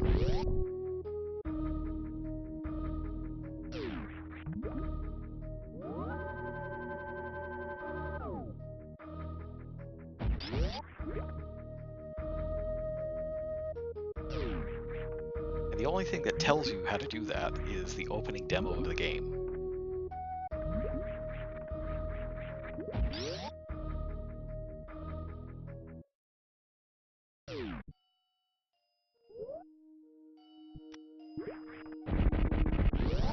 Alright, here we go.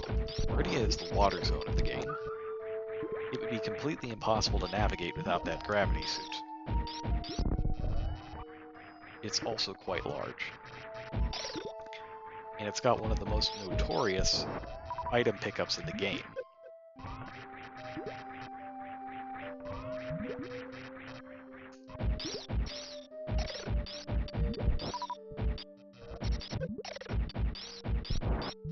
Here it is. This is called the Main Street Meridia Missile Pack. As you can see, it has speed booster blocks in front of it. So to get this, we have to use the speed booster to jump all the way up here at massive amounts of speed. That means you need to run into the room with your speed booster active, land right here on top of this bush, and jump straight up into the air.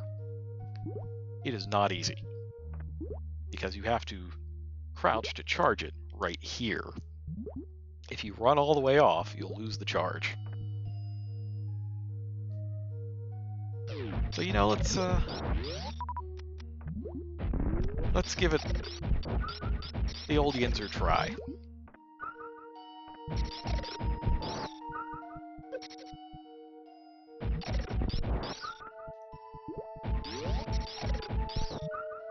All right.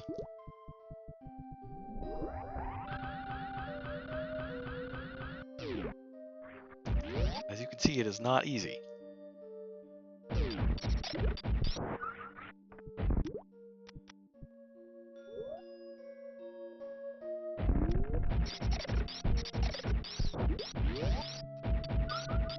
Another method that can be used is to stop just short of this door.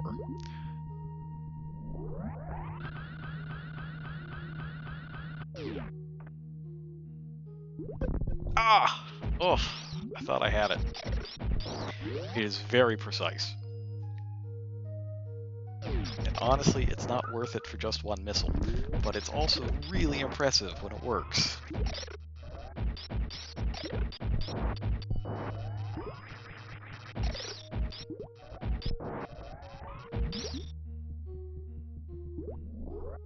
Oops, forgot to open the door.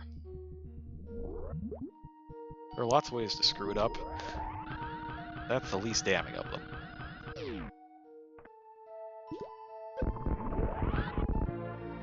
There it is. There we go. Completely unnecessary bit of showing off, but that's how it's done.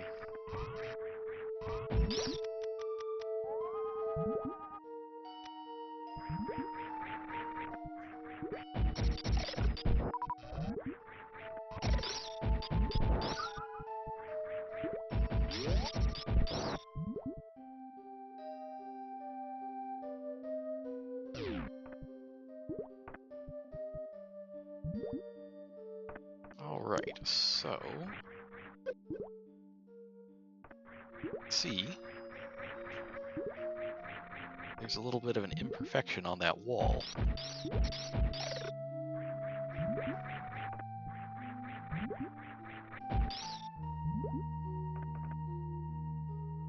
That lets us get back in here for a super missile.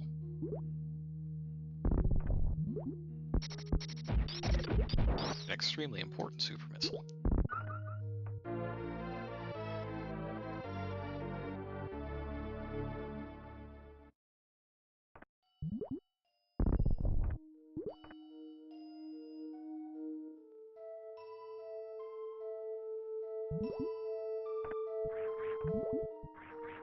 Now then, onwards. Ah, here's the thing I was telling you about. And latch onto him and he will float upwards. Oh, they're getting a little out of control with this grapple beam action.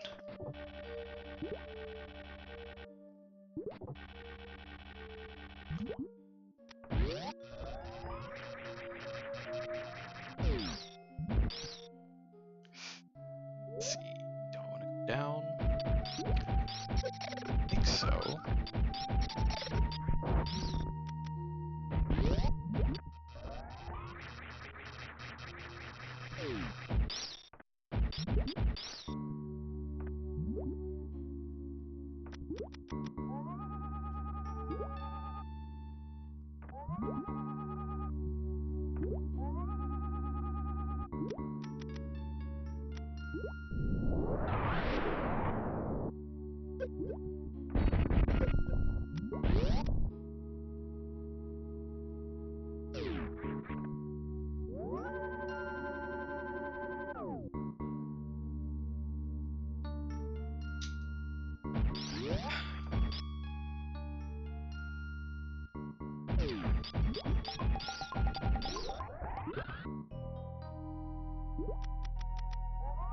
So here is that it?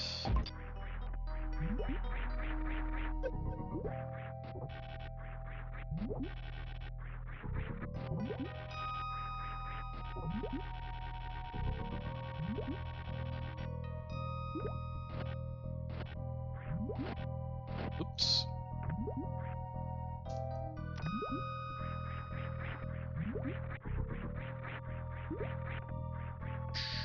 Saw nothing. Definitely didn't mess up the grapple beam. It's not like the grapple beam can be used to one-shot weaker enemies like these. These are just kind of fake Metroids.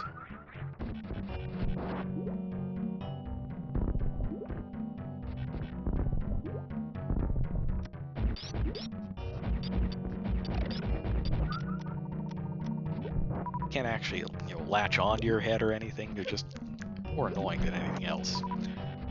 Also destroys those small slimes.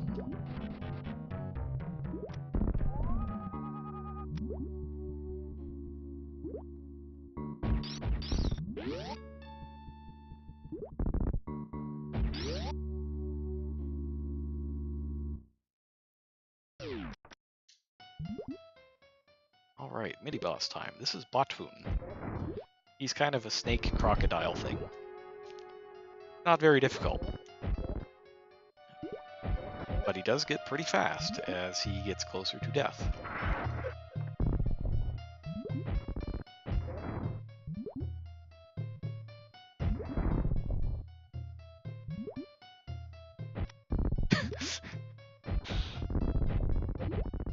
I try to get a little too fancy for my own good there.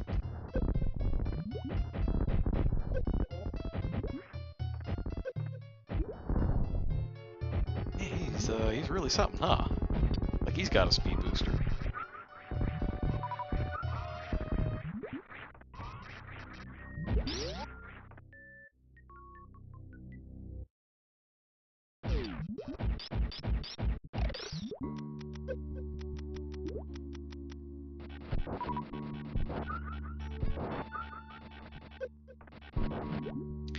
In any case, time for quicksand. Quicksand's obnoxious, but if you're running at super speeds, you can just go right across it.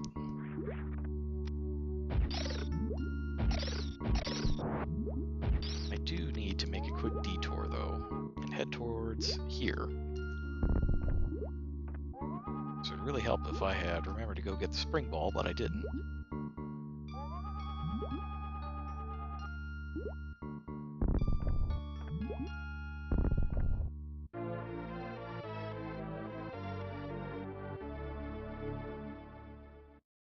Need those energy tanks. You can get away with not having a whole lot of missiles or super missiles, since the charge beam can fill in for them. There is no substitute for actually having health, though.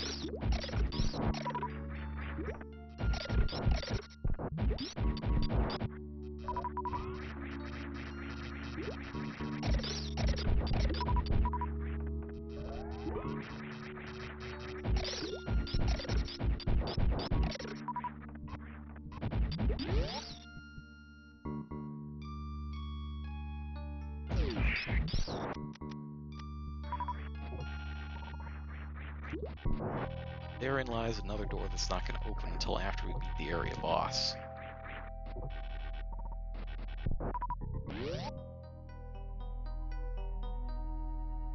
And once we do, we're actually going to get an extremely good item.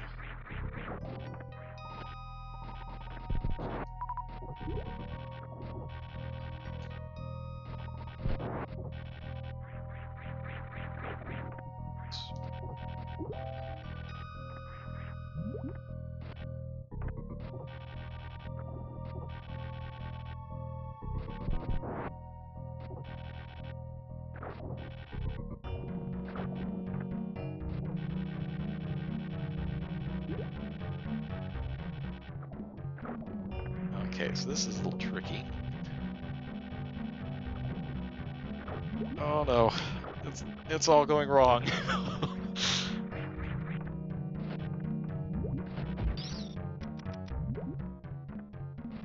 Okay, first and foremost, we gotta get going the right direction here. Not that direction.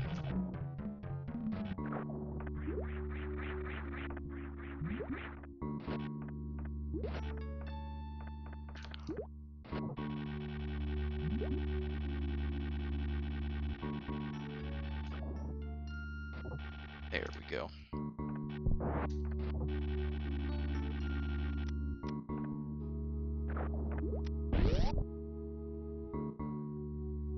Oh, whoops. I want to go to the save point.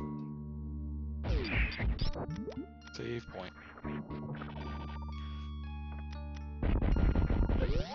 Now, it's important to save here, because the thing that I'm going to do is not the brightest in the world, but it is really cool, and it is one of the most famous tricks in this game.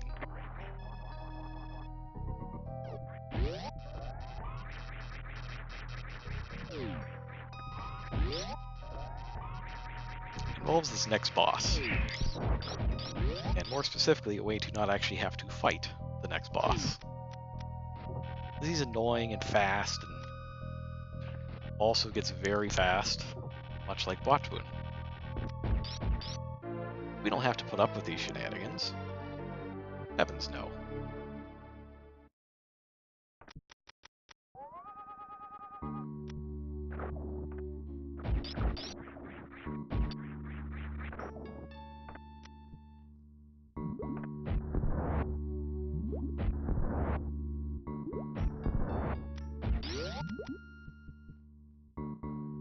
Here we go.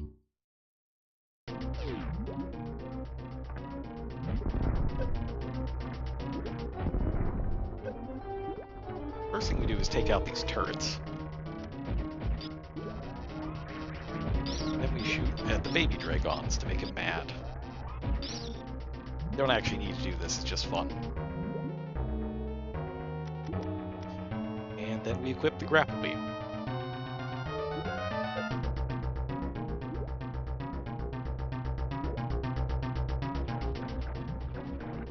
Now, we're gonna get ourselves caught.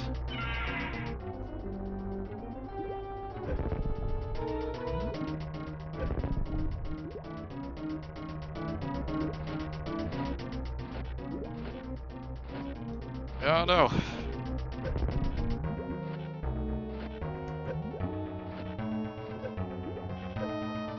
And then we do this.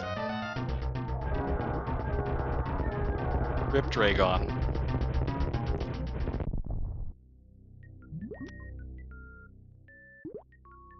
So the grapple beam can also conduct electricity. Apparently water doesn't on this planet. But the grapple beam does, and Samus does. And so by grabbing onto Samus while she's conducting electricity, Dragon gets fried. Stomach's his weak spot, holding us against his stomach. Rip. Our reward is the space jump. Remember all that fancy grappling we had to do? Now we never have to do it again. Because Samus can just fly. The space jump is fantastic.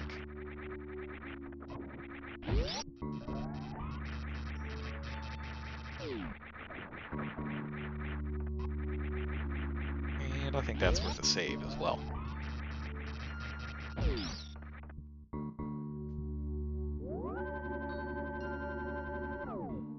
Alright, so I'm going to take a different route back through Rydia and get some items. So there's an entire area that I just bypassed completely because we didn't come in through the wrecked ship. And in that area there's going to be a beam upgrade. It's going to be missiles, super missiles, some general good stuff.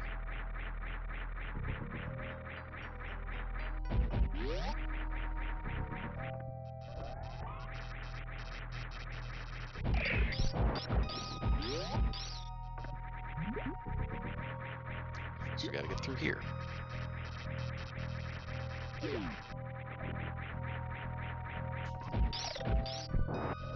You know, I wonder if the trigger condition for this is beating Dragon or getting the space jump. I don't know if you can get here from Dragon's room if you don't have the space jump. So it could be either, and no one would ever know. Although, you know, maybe you can get here. I'm sure there is a way to use a quick charge on the speed booster and get by that way. But the quick charge I never really... I understand conceptually how it works, but I can't do it. I can't do a lot of the speedrun tricks.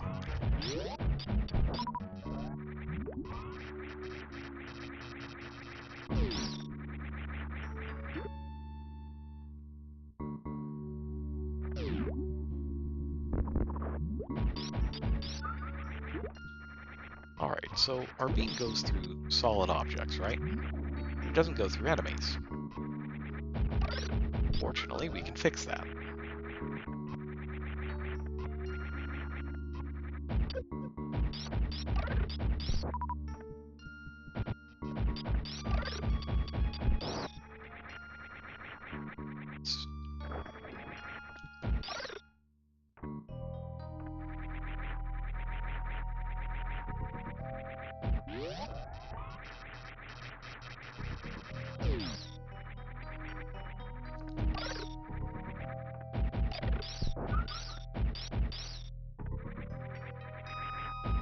I always thought that those are Metroid 2 enemies.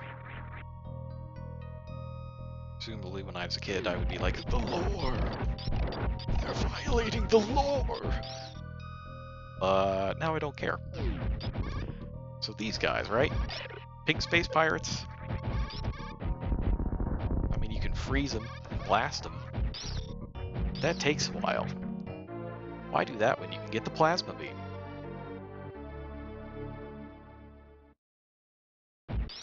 Now, the plasma beam is unfortunately incompatible with the spacer. However, you still get 2 shots out of it, and they are devastating. Absolutely devastating. Plasma beam, as far as space pirates are concerned, is the Grand High Life Ruiner.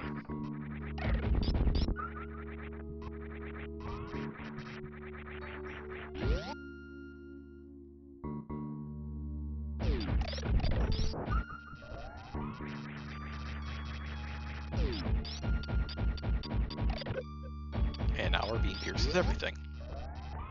It's pretty good.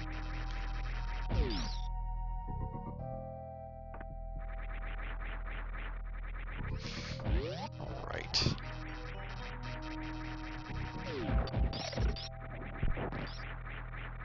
Got a little bit of lag there.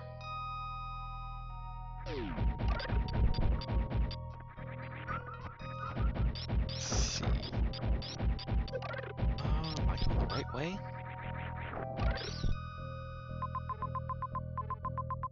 No, I don't think I'm going the right way. Back the other way.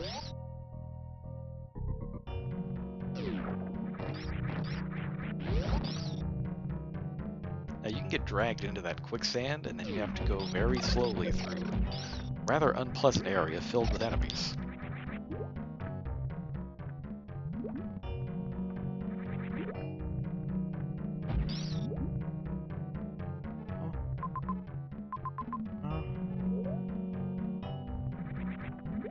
Kind of forgetting the layout of this place, just a little.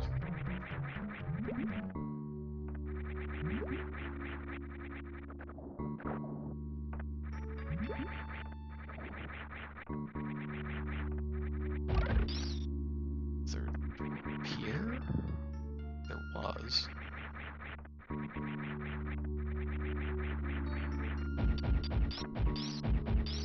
Oh no, that's right, it's this thing.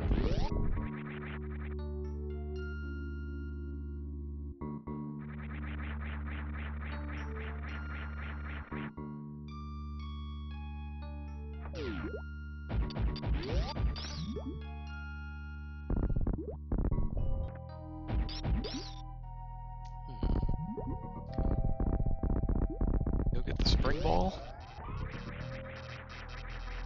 You get the spring ball. Everybody likes a good spring ball. It's a little tricky, but yeah, let's go get it.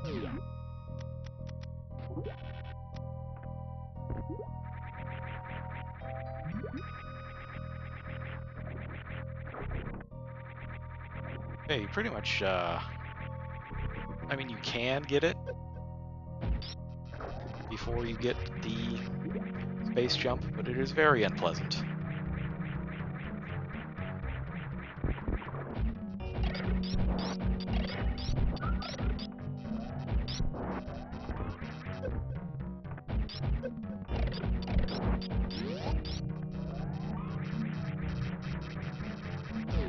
Whoops.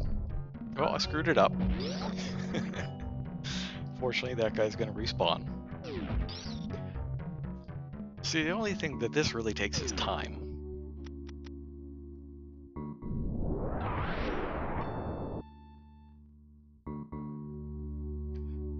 You powerbomb the wall, and then you wait for the successively slow guy to come down. Here he is. And you just wait. Here he goes.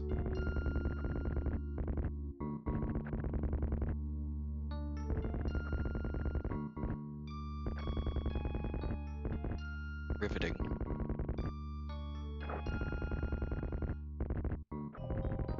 Slightly more exciting than Spore Spawn, I think, since this guy is not trying to kill you.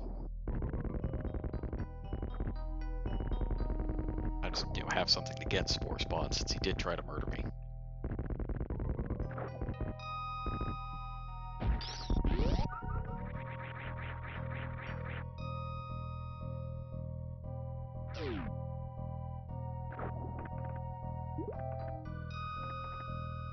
So the Spring Ball, unsurprisingly,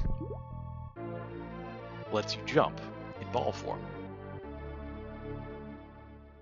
Interestingly enough, the high jump boots also apply to when you're jumping with the Spring Ball. How you use boots in ball form, the world may never know.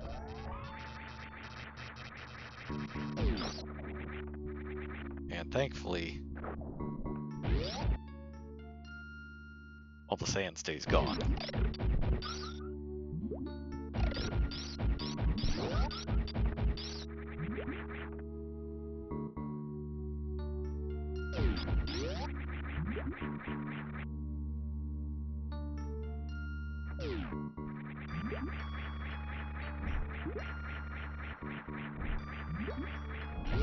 Alright, so we've taken out 3 of the bosses. There's 1 more to go. That's our good friend Ridley from the start of the game. He's hiding in the very depths of Norfair. And I do mean depths. We've got some crazy stuff down there. Got temples, devil worship. It's a wild, wild west down there.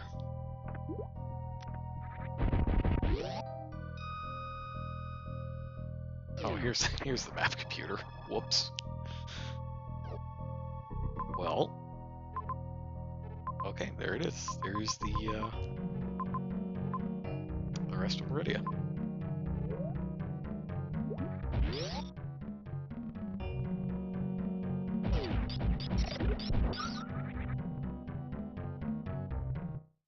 It's probably getting late for some people, so let's just skip that. And do our best to get that sub 3 hours.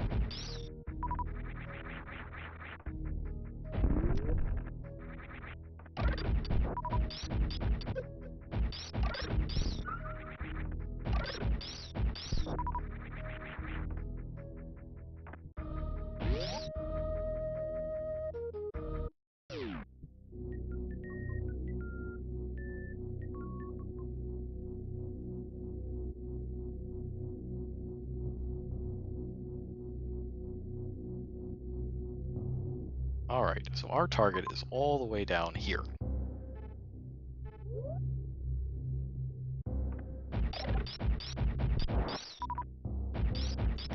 And step 1 in our Ridley journey is, of course, to save.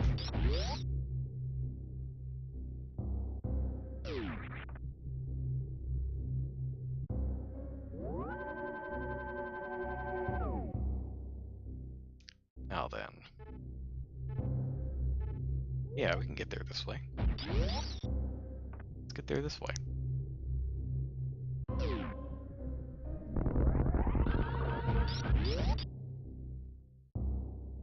Man, I still love the speed booster. It's so much fun. Okay.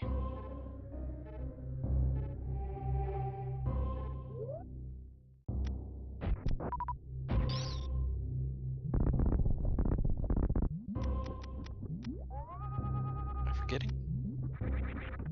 Yeah, I may be forgetting. Probably have to go in this direction. Oh. That's some awkward hitbox. Anyways, now that we have the plasma beam, we can take out those iron zoomers.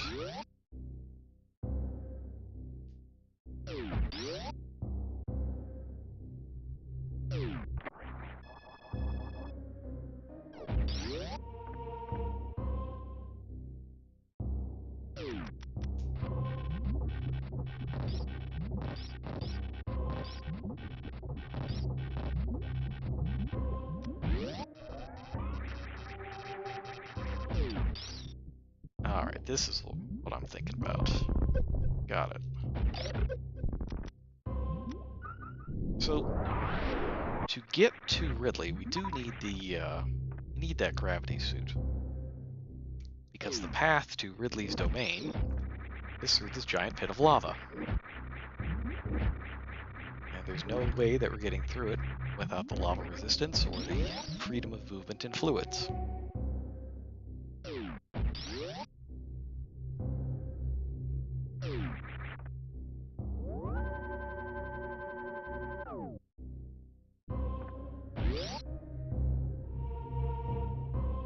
And now it's time for the best music track in the game.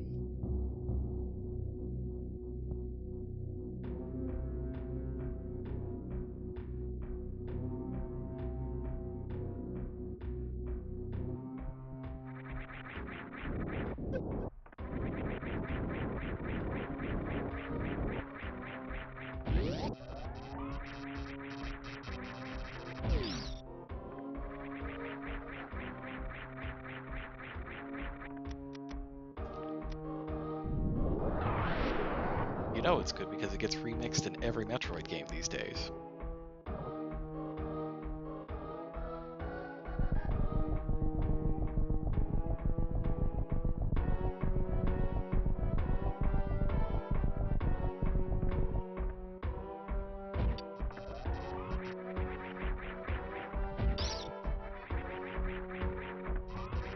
Item up here or just this guy? Thinking of... Oh, that's right, there's items down here.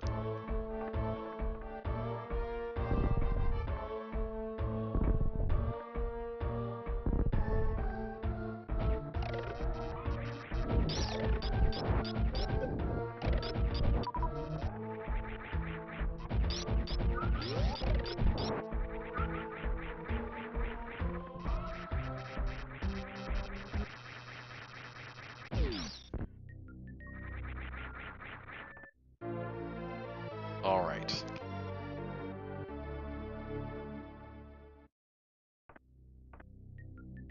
Music has stopped, so you know something is gonna happen. This isn't gonna go poorly, is it?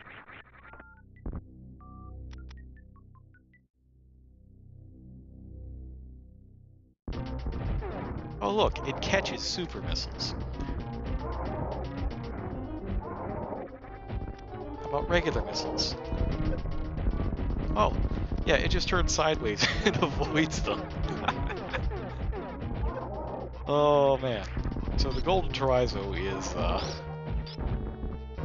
bit of a practical joker like that.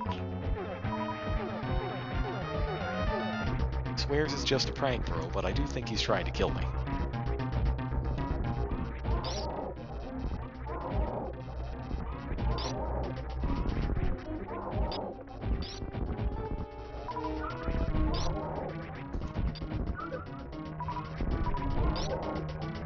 It's not really a whole lot in the way of cheesy strategies for this guy, but you can't catch a laser beam. So the charge beam, with all the upgrades of course, is the most effective weapon against him. By a significant margin.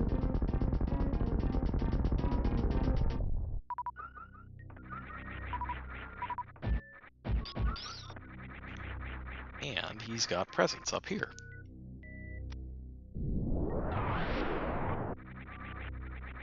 Oh yeah, the super missiles.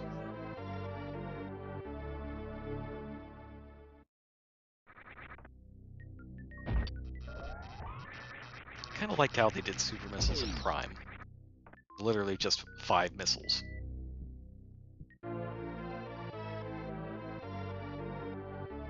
Oh yeah, it's the screw attack. The screw attack is, in a word, broken. As in overpowered. It will kill basically anything that you somersault into. Automatically. There are a few exceptions. Most of them are bosses. But it is, combined with the space jump, just immensely powerful. Even normally invincible enemies just get shredded. To put it quite simply, it's called the screw attack, because once you get it, the enemies are screwed.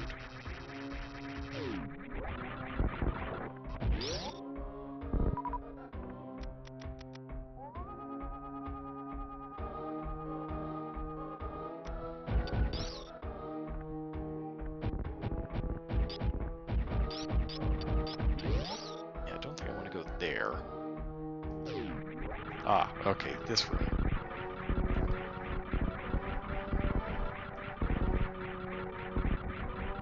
Now, note that that is acid, not lava. I'm not immune to that.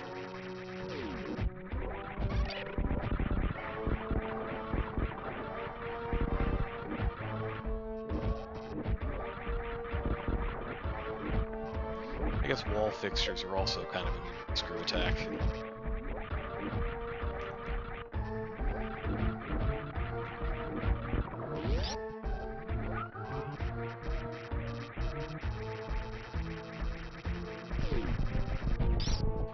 There's another lava rising room. This one can be pretty tough.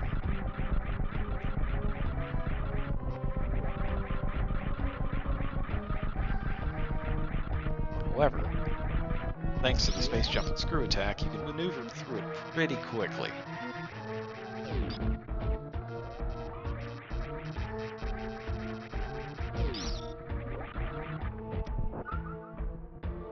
I want as much health as I can get for Ridley. I'm going to come down here right now.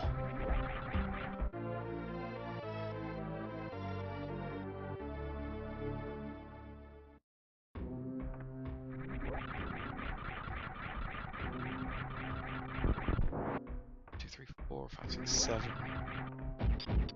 I think there's one more I can get down here.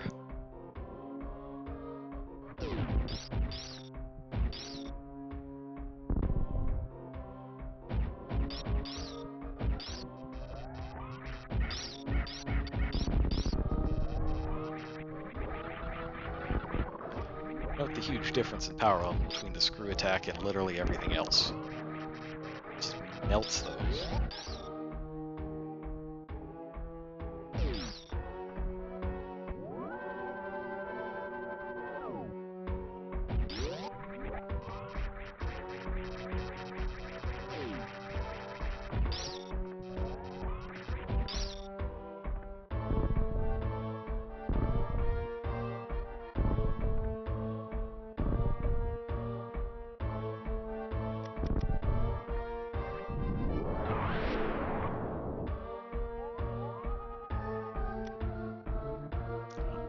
For some reason I thought there was an item over there, but I guess not. Maybe I'm getting it mixed up with this room.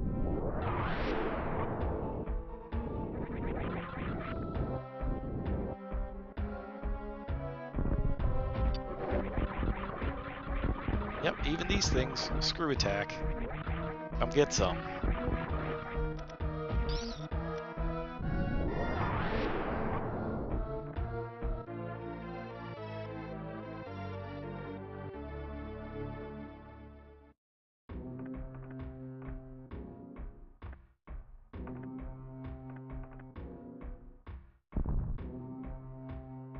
Now, this is a weird room. I don't really get it. But you have to stand on those and...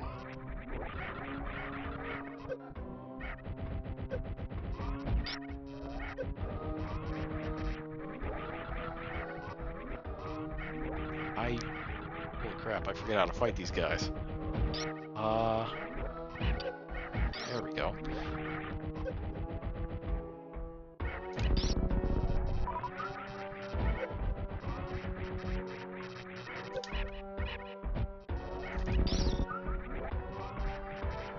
Just make sure I unlock the door. I don't want to fight them again on the way out.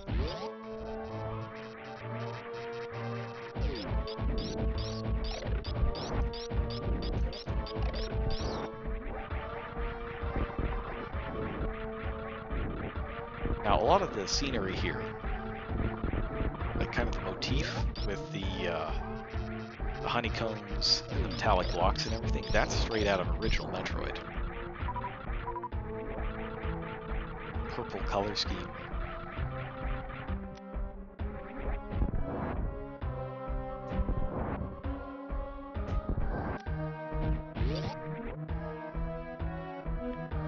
Alright, here we go. I get my free hit on him. And then immediately waste 2 super missiles.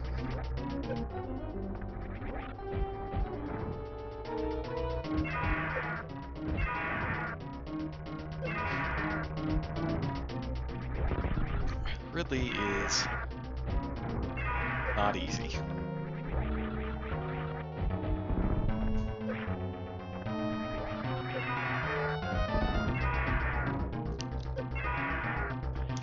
If ever there is a boss fight in this game where death is a real possibility, this is it.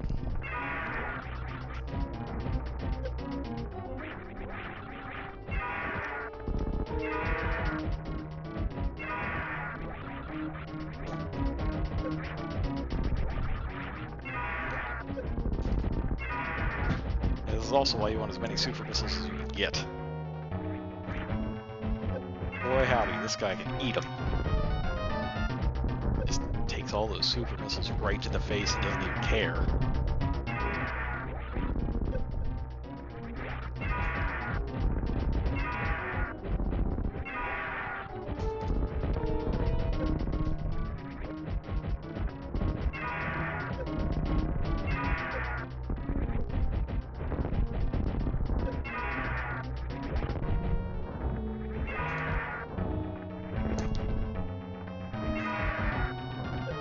Uh-oh.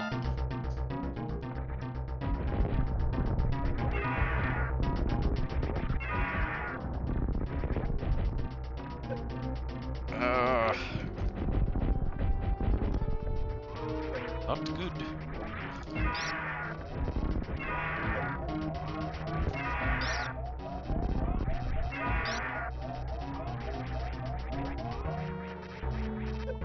Yeah, I don't think I'm gonna win this one. Ah!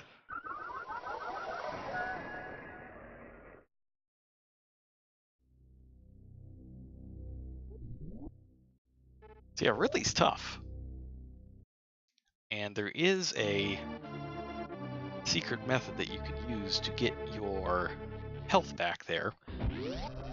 But I don't know that I quite remember how to do it.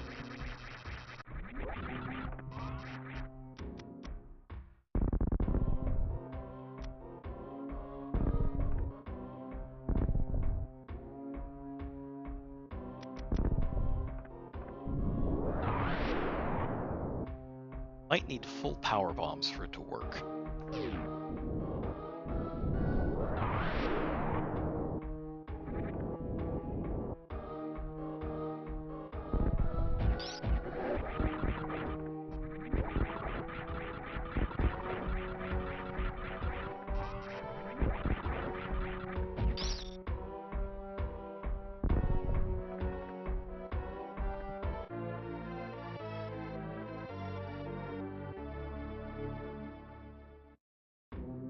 Oh well, we'll get him this time.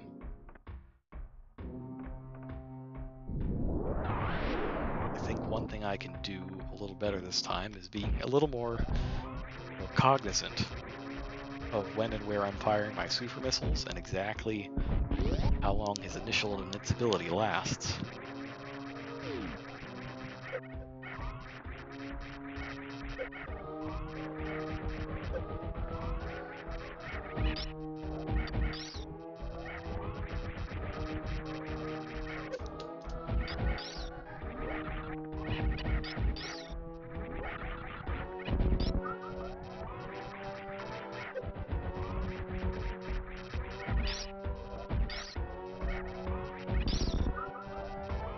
Now, I'm not entirely certain what makes those guys turn gold.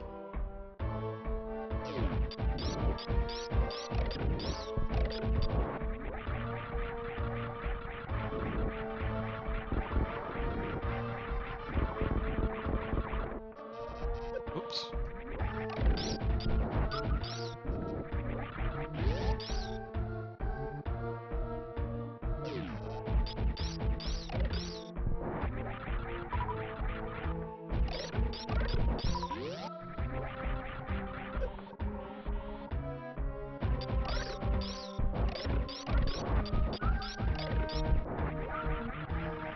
this time I've got my full power bombs.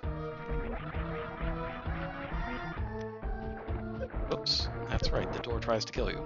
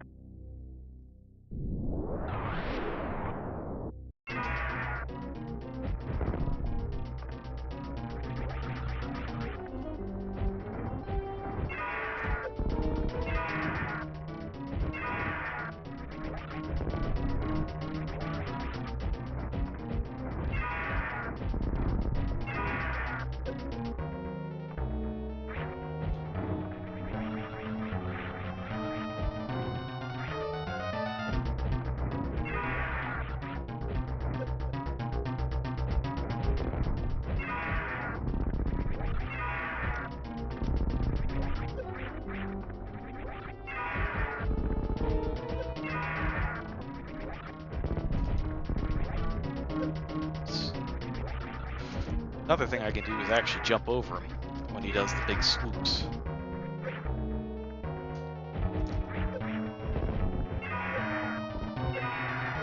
Okay. Yeah, he's mad. He's quite upset.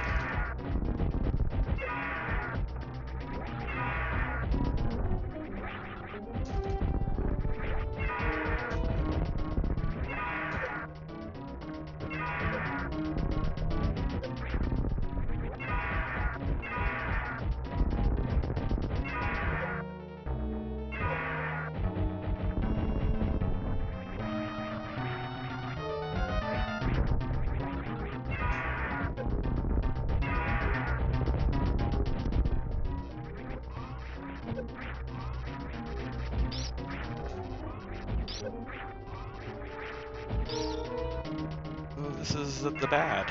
Oh, nope, got him. Oh, okay. Yeah, Ridley. He's it's not easy.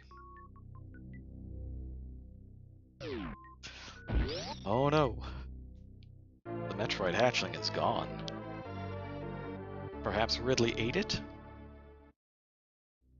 Surely nothing too untoward has happened.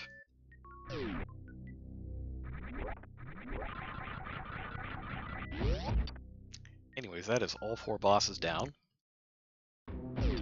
That means we can go beat the game.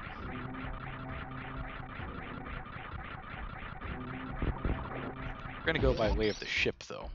There's some stuff that we can get. Particularly, there is an energy tank that I want. And another good feature of the ship is that it will completely restore all of our health and weapons. Oh, and now that while we're at it,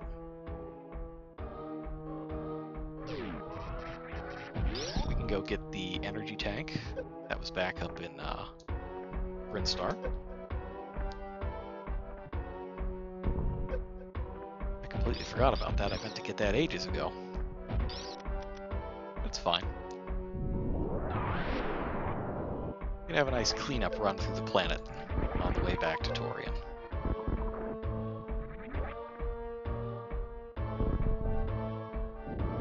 And actually, there's a couple things in Brinstar that I want. Now that I think about it, multiple energy tanks, super missiles.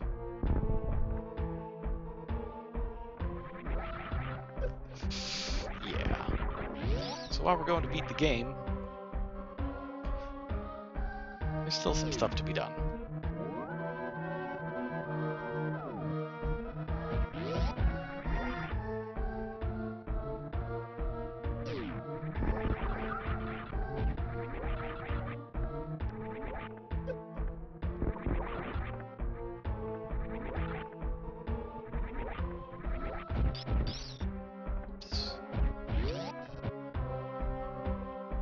Get some stuff on the way out of here, too.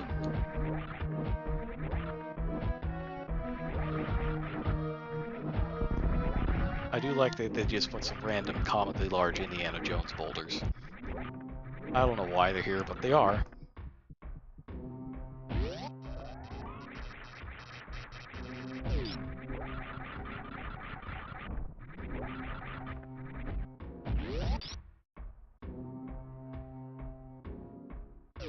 I skipped something important. I may have skipped something important.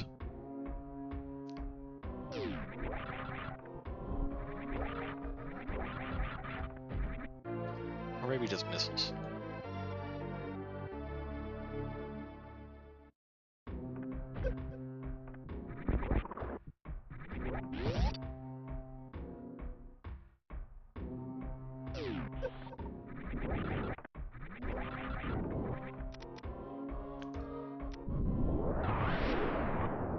In any case, speed is of the essence. Not because it's a speed run, but because I know that folks have places to be, beds to get to. I do too. Monday for me is unfortunately a lot closer than I wish it was.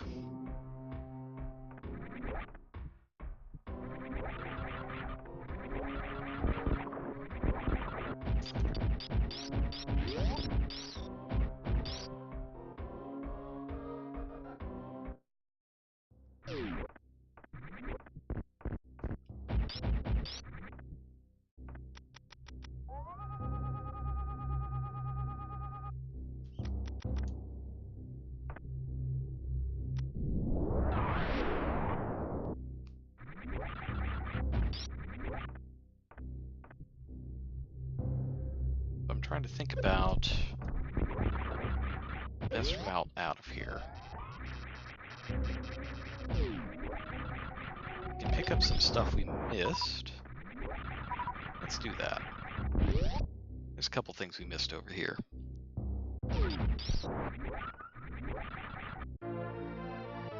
It's this missile. And then, don't ask me how you're supposed to know this, but if you shoot down here,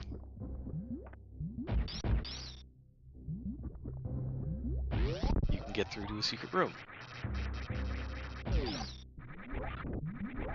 Now let it be known that the X-ray scope does not show you things like this.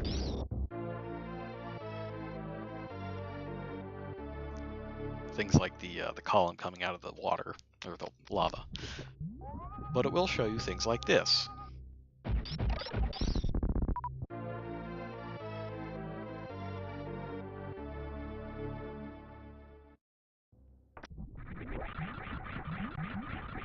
They'll always take more missiles as opposed to less missiles.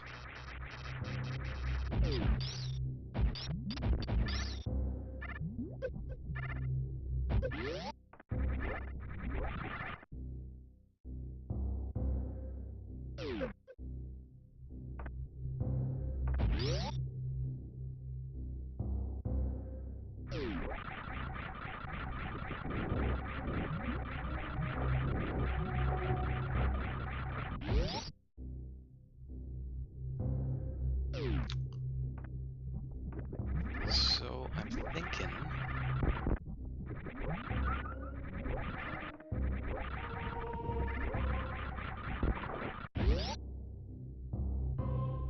I gotta work backwards a little bit. That's the best way.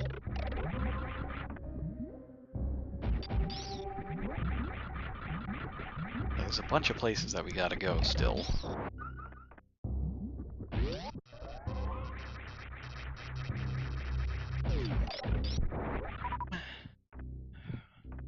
Go to the ship first.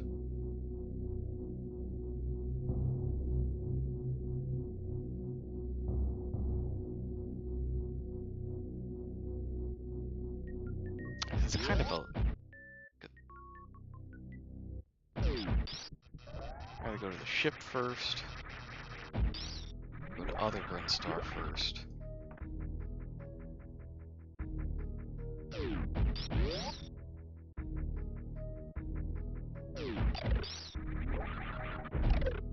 You know, I think the fastest way might be ship.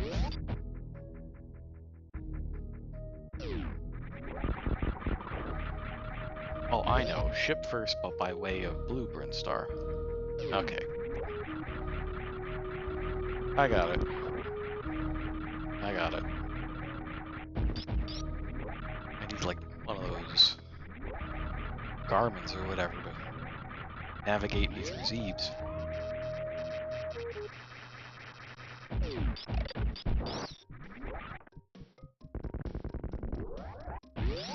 Okay.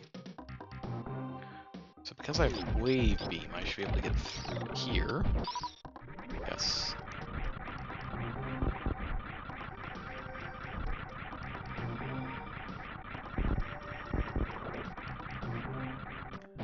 And then we go up here.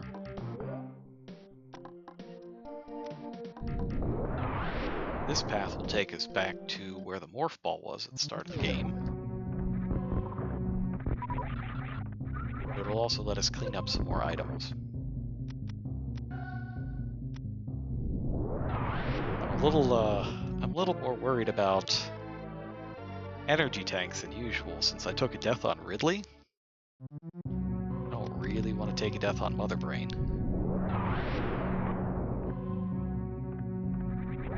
Let's just make absolutely sure.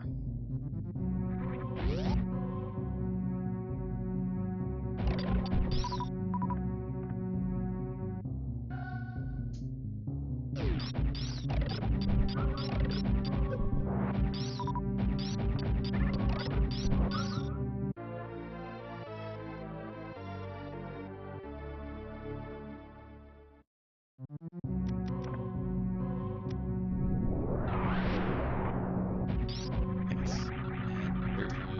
And there's a speed boost block up there. I remember this. It's way easier than Meridia, though.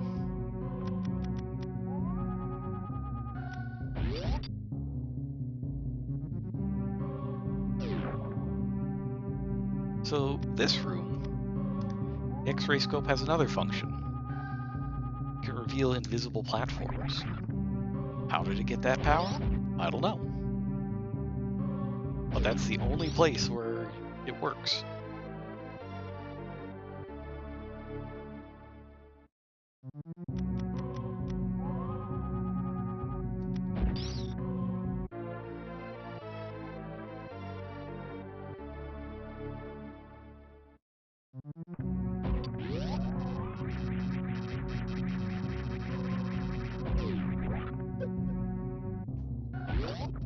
And it's doubly confusing because the boulders just drop straight through.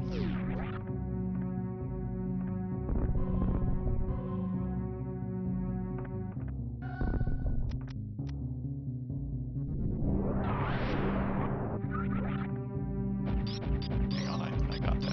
Yes.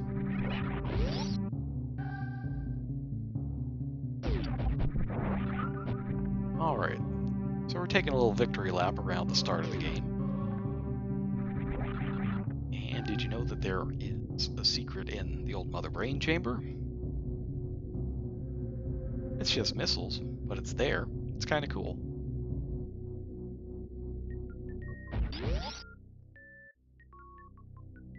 And because it's cool, we're gonna go get it. I've got a strong inkling that everybody staying up late to watch Super Metroid is pretty cool. So we're gonna do all the cool stuff. Cool people.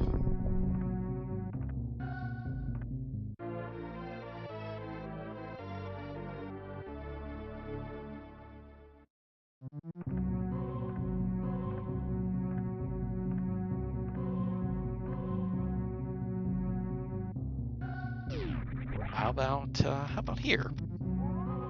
Surely they wouldn't hide anything here.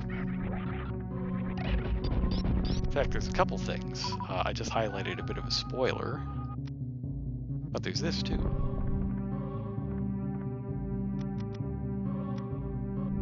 Can't get it early. You need power bombs. So let's just go ahead and freeze all these. And then completely botch it.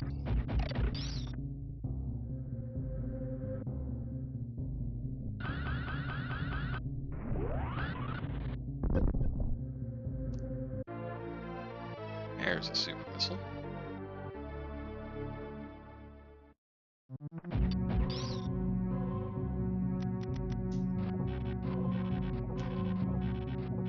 Probably don't need to grapple, but I think it's a little faster if you can't get a running start. If you can't get a running start, it's slow.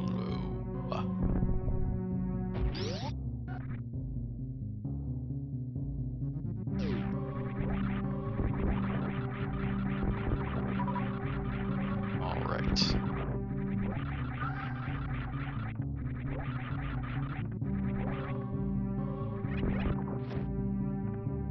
Ship is next.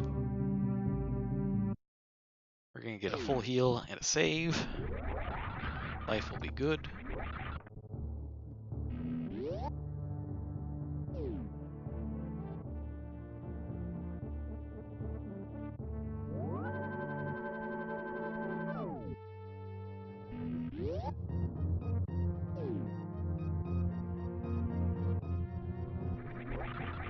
And first, we'll head up here.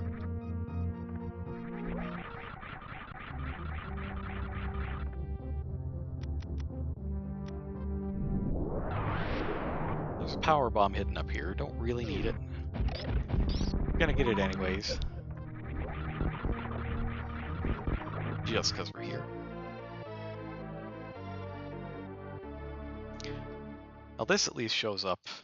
You know, it's on the map. You can find it. You know it's there. Next place we're going is not on the map. And I don't know how you're supposed to find this.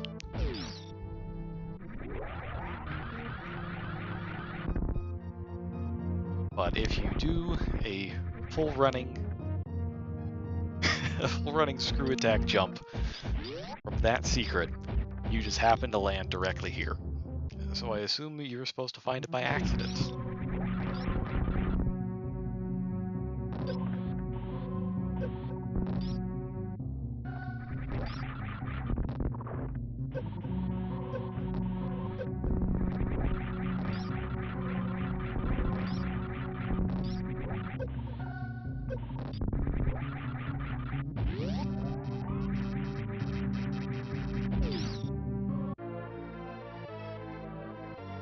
That's the first of the energy tanks you're going to get.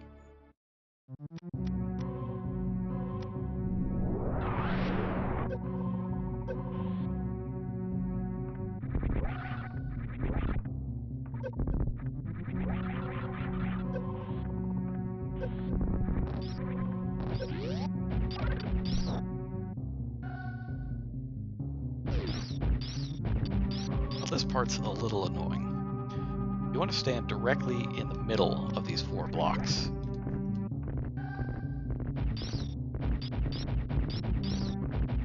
Because if you do, cause all of them to crack, and that lets you get both missile tanks in one go. Otherwise, you would have to go through that gauntlet again to get both. So it's a massive time saver if you can just stand right in the middle.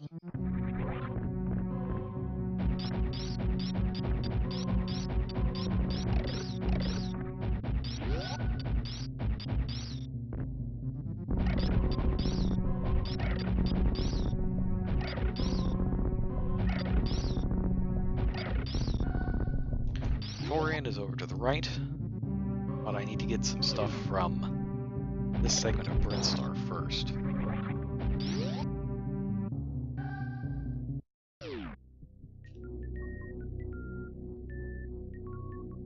First place I'm going to go is back to where we got the charge beam.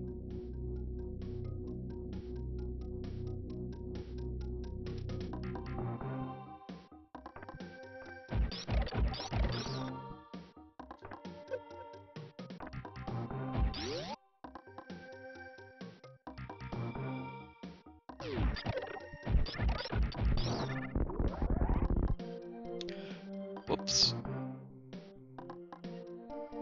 Well, fortunately, this is where the game teaches you how to do the Shine Spark.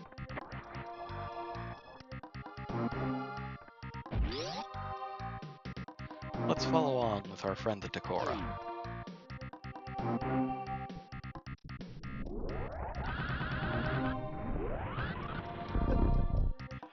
Unfortunately, he can't escape.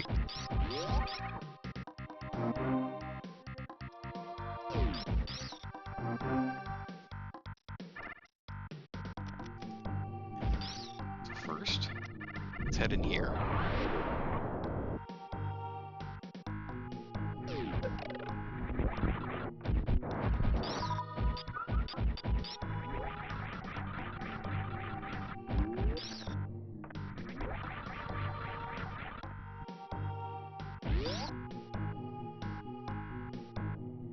And here we have a free energy tank. Should be able to get one more, I think.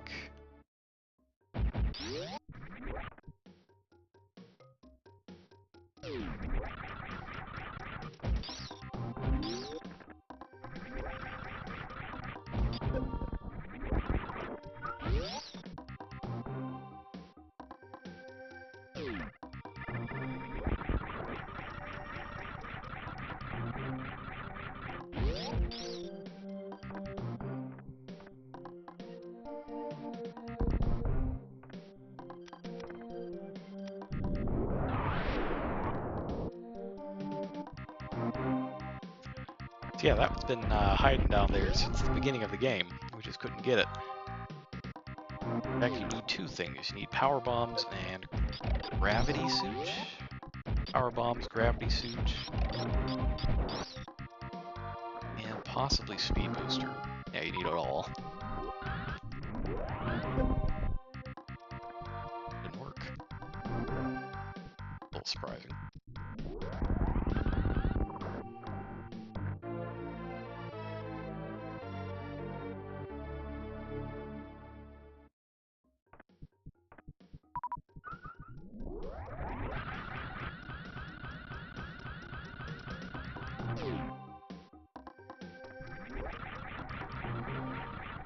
Actually, if that's the case, then now we're gonna get another energy tank, which will of course leave us with all but one, and I will completely forget where the last one is.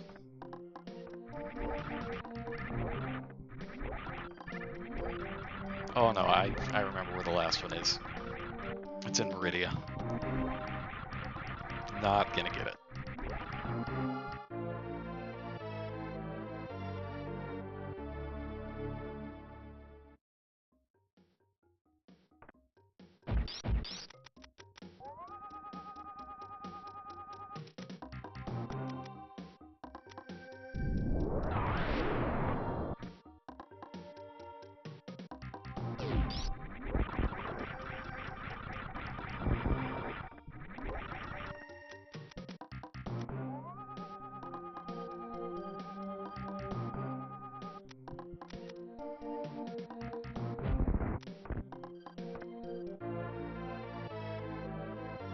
I don't remember this one either.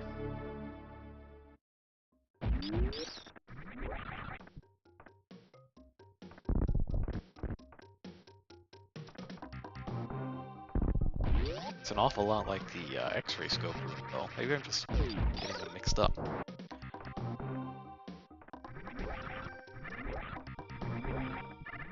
Alright. So next up we're going to go to the place where the game intends you to learn about the wall jump.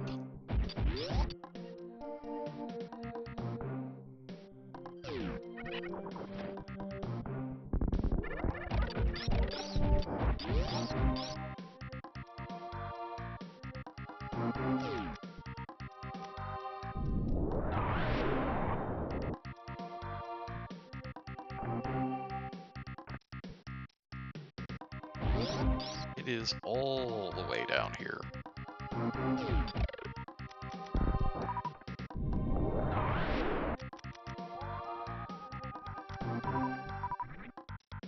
This is another area that's reminiscent of the original Metroid. There were definitely halls like this in Kraid's Lair, but I think it was Kraid's Lair. Yeah, there's a giant hole, visible hole.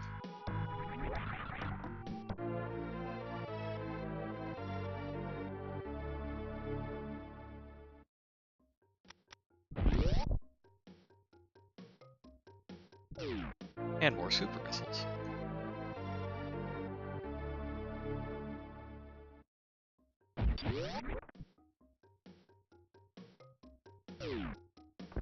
So let's say you do fall down here. Well, the first thing the game gives you is a save point to make sure that you have a chance to screw yourself over until you learn how to do the wall jump.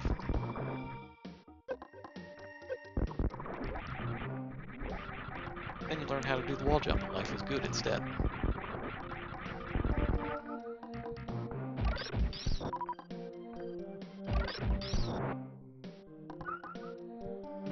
Have all the supers. Yes. Okay, 35 supers.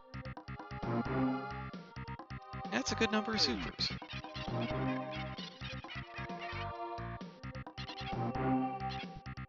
These are the Edicoons. They wall jump.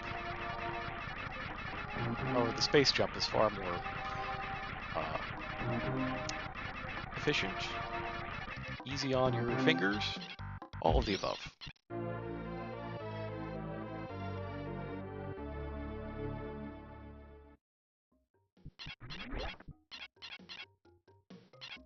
Oops.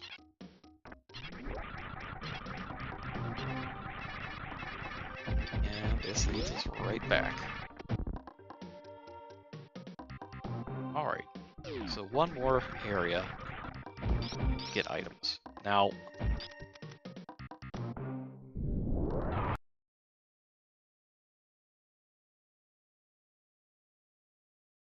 it's not even necessary to get super missiles. It's just in the normal course of gameplay, oh, that's what you do. You fight Spore Spawn. Now, if you don't want to fight Spore Spawn, and you can do a trick called the Muck Ball, you can get through this area without the speed booster.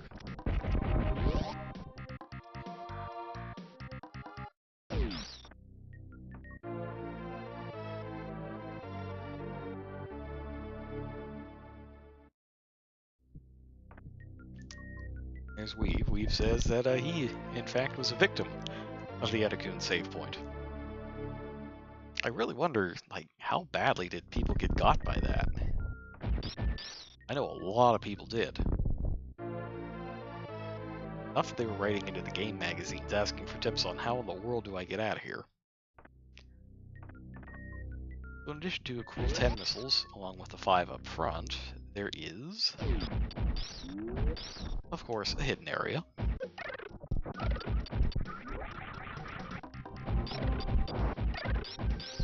And in that hidden area is super missiles.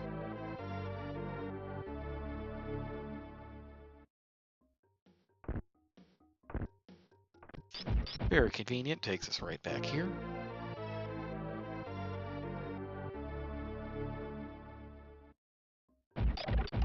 And I think that's enough cleanup. Let's go beat the game.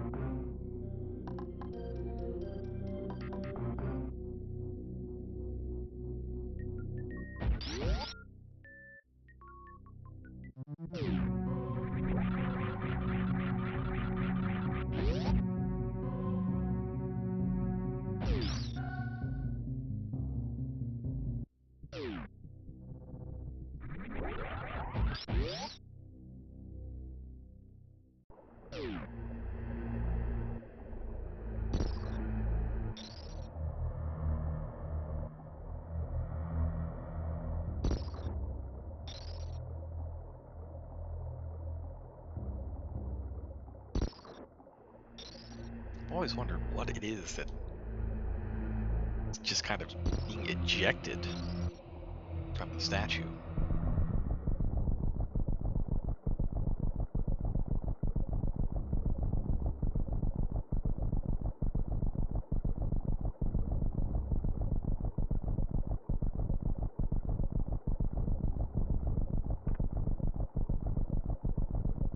Anytime now.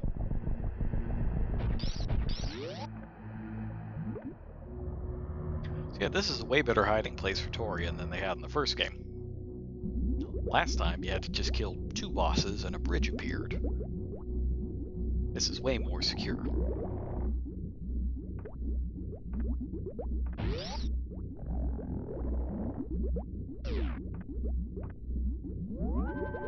I've always wondered why it makes the same noise that my stomach does when I'm hungry.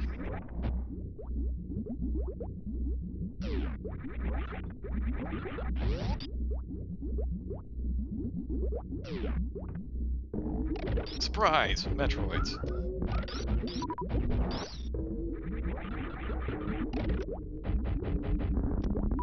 Though shocking nobody, the space pirates have been up to their old tricks and have used the baby Metroid to clone an entirely new army of Metroids. Fortunately, freezing them and 5 missiles still does the trick. But you still have to destroy them all to progress through the area.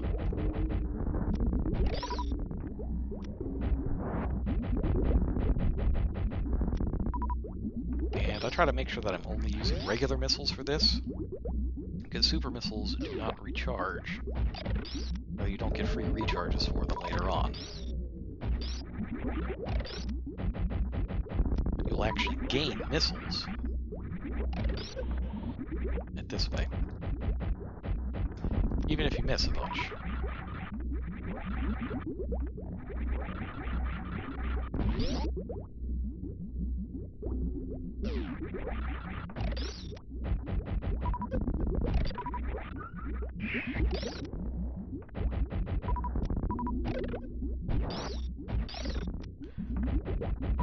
Wave beam, incredibly helpful here. Otherwise you could be getting snacked on.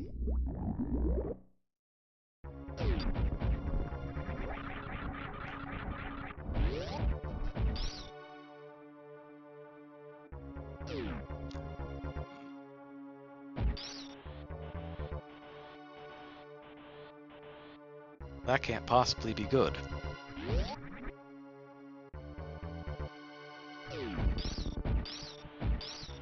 It's desiccated everything. I like how the desiccated Ripper is still just kind of floating.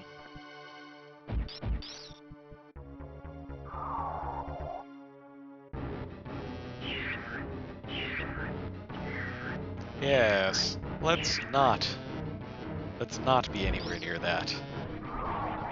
Oh no.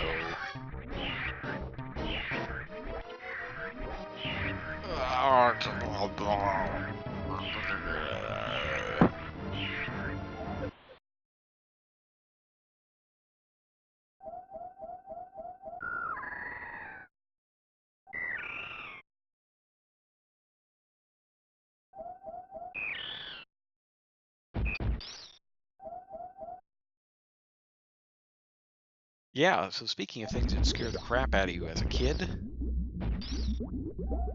the Super Metroid.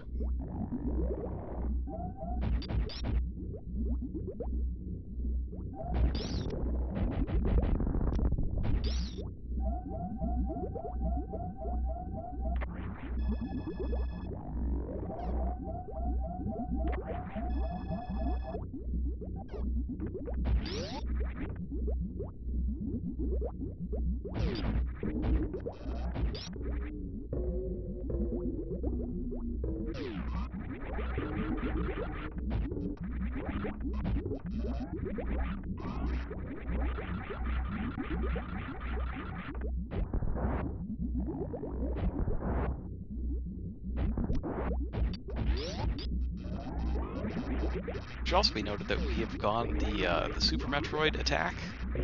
That is the point of no return for the game. You cannot go back at that point, so don't save here.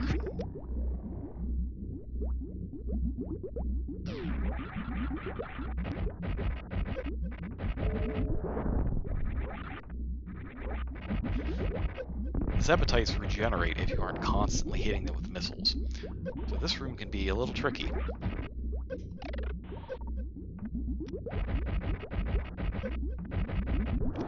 The general strategy is the same as it was on the NES. You want to freeze the Rinkas. preferably in a position that lets you actually shoot the darn things.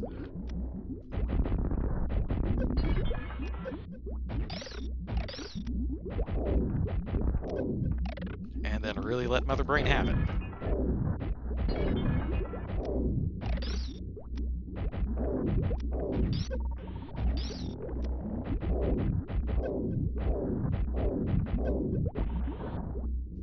She's just a brain in a jar. What you gonna do about it?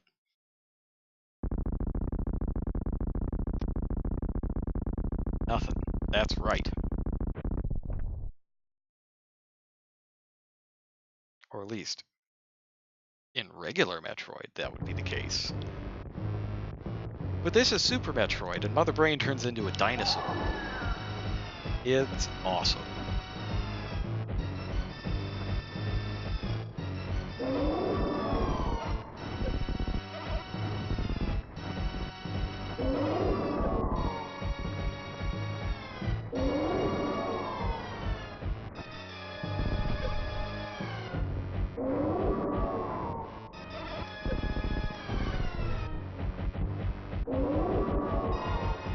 Lots of health. Fortunately, Charge Beam works here. I don't know what to do. I don't know what you do if you don't have Charge Beam.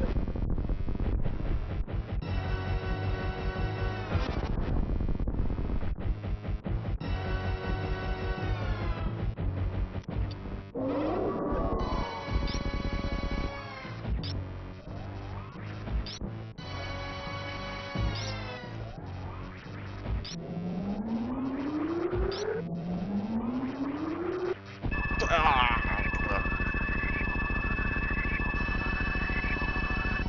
Oh.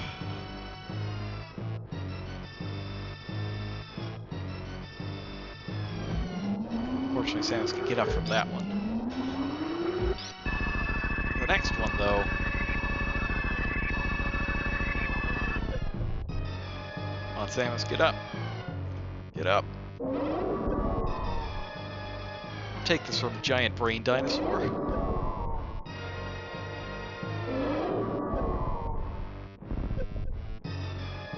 I do think it's possible to die here if you screw up and take too much damage in the fight earlier.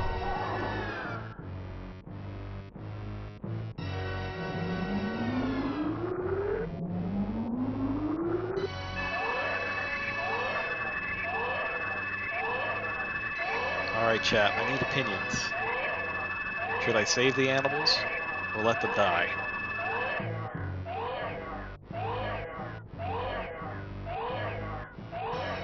I mean, we can save those Etacoons, who apparently didn't teach Weave how to wall jump.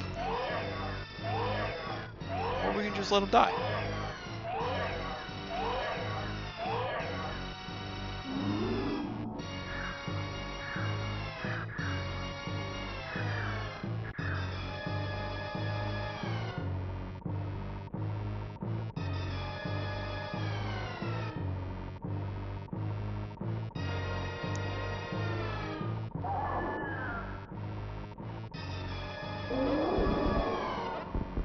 Oh no.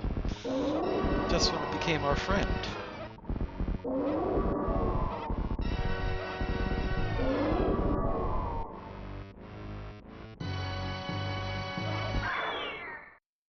Oh. Top 10 saddest anime deaths right there.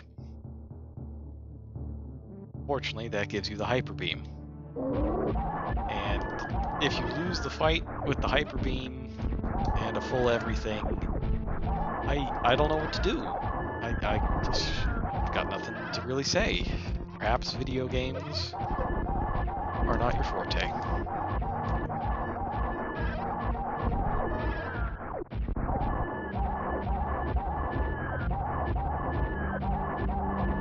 And notably, it is called the Hyper Beam. Can't turn it off though.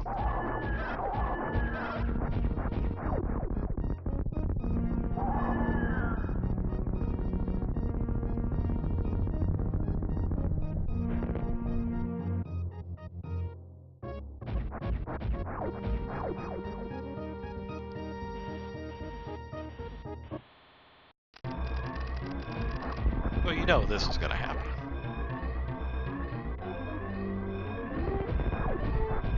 unfortunately, the hyper beam can just blast all sorts of stuff that you can't with any other beam.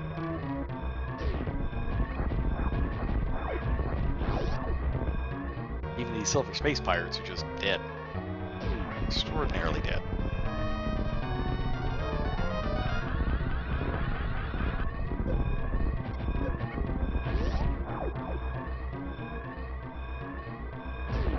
That room in particular can be done a lot faster, if you know about the speed booster blocks. Otherwise it takes a little longer.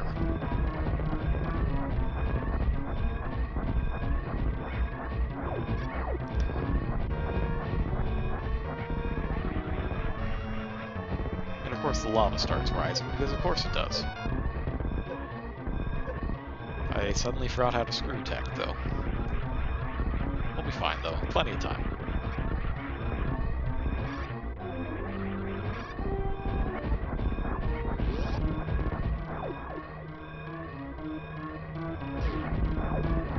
Alright, so we're out of Torian.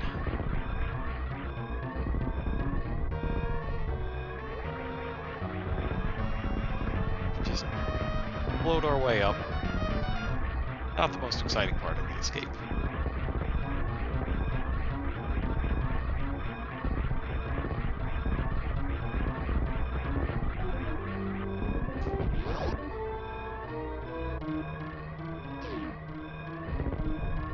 Okay. Let me just check chat real fast.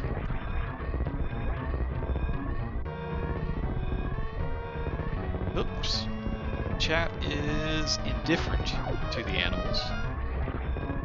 So, they die.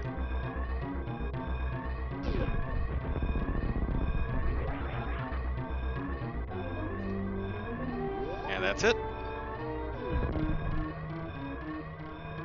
Sit back and relax and enjoy explosions.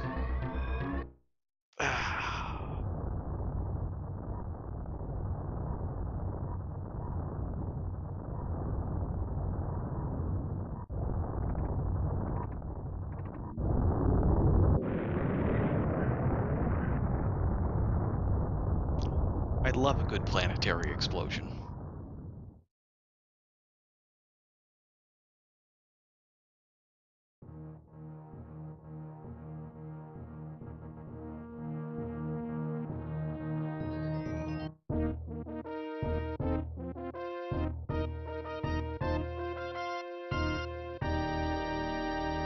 Hey, that's a great time. I feel real good about that time. I'm not going to feel quite as good about my item completion percentage, though.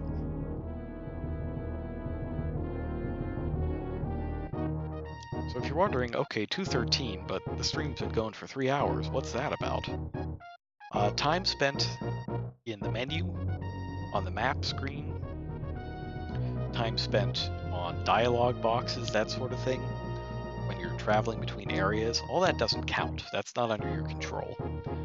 It essentially basically counts only game time, where you are physically moving around and playing.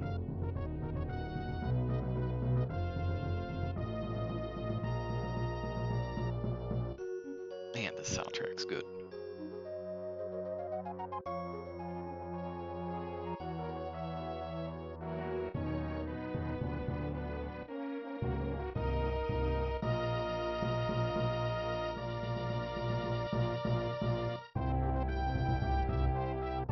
So Samus Returns, I thought Samus Returns was really good, but what I'm really excited for is to see what's going on with Metroid Prime 4 for Switch.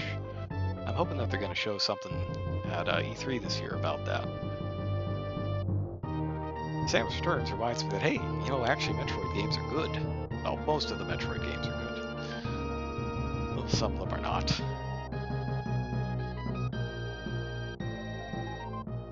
I got a good feeling. I feel like Metroid Prime 4 is going to be good. And on Switch, so it's portable.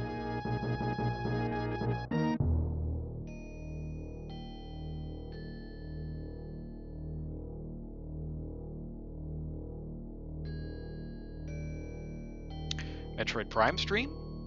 Yeah. Yeah, we could do a Metroid Prime stream. I actually have the Prime Trilogy edition on my Wii U, so we could do that at some point.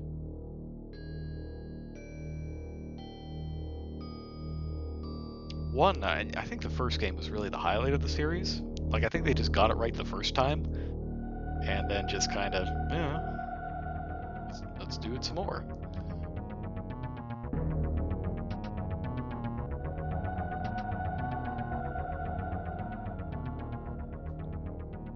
And this is the under 3 hours ending.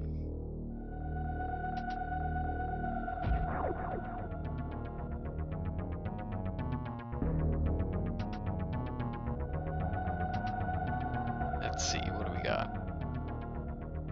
83%, that's not bad. It's a B.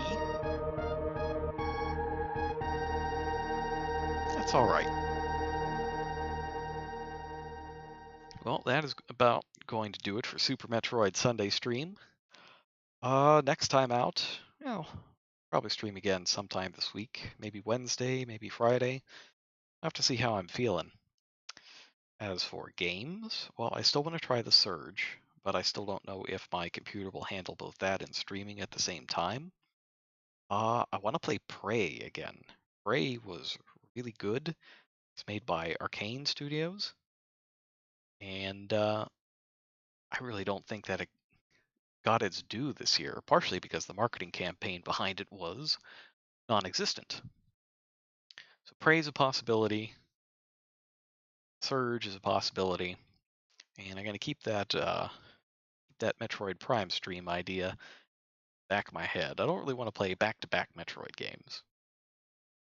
You do that after something else. And I probably got a bunch of stuff left in my Steam backlog to try as well.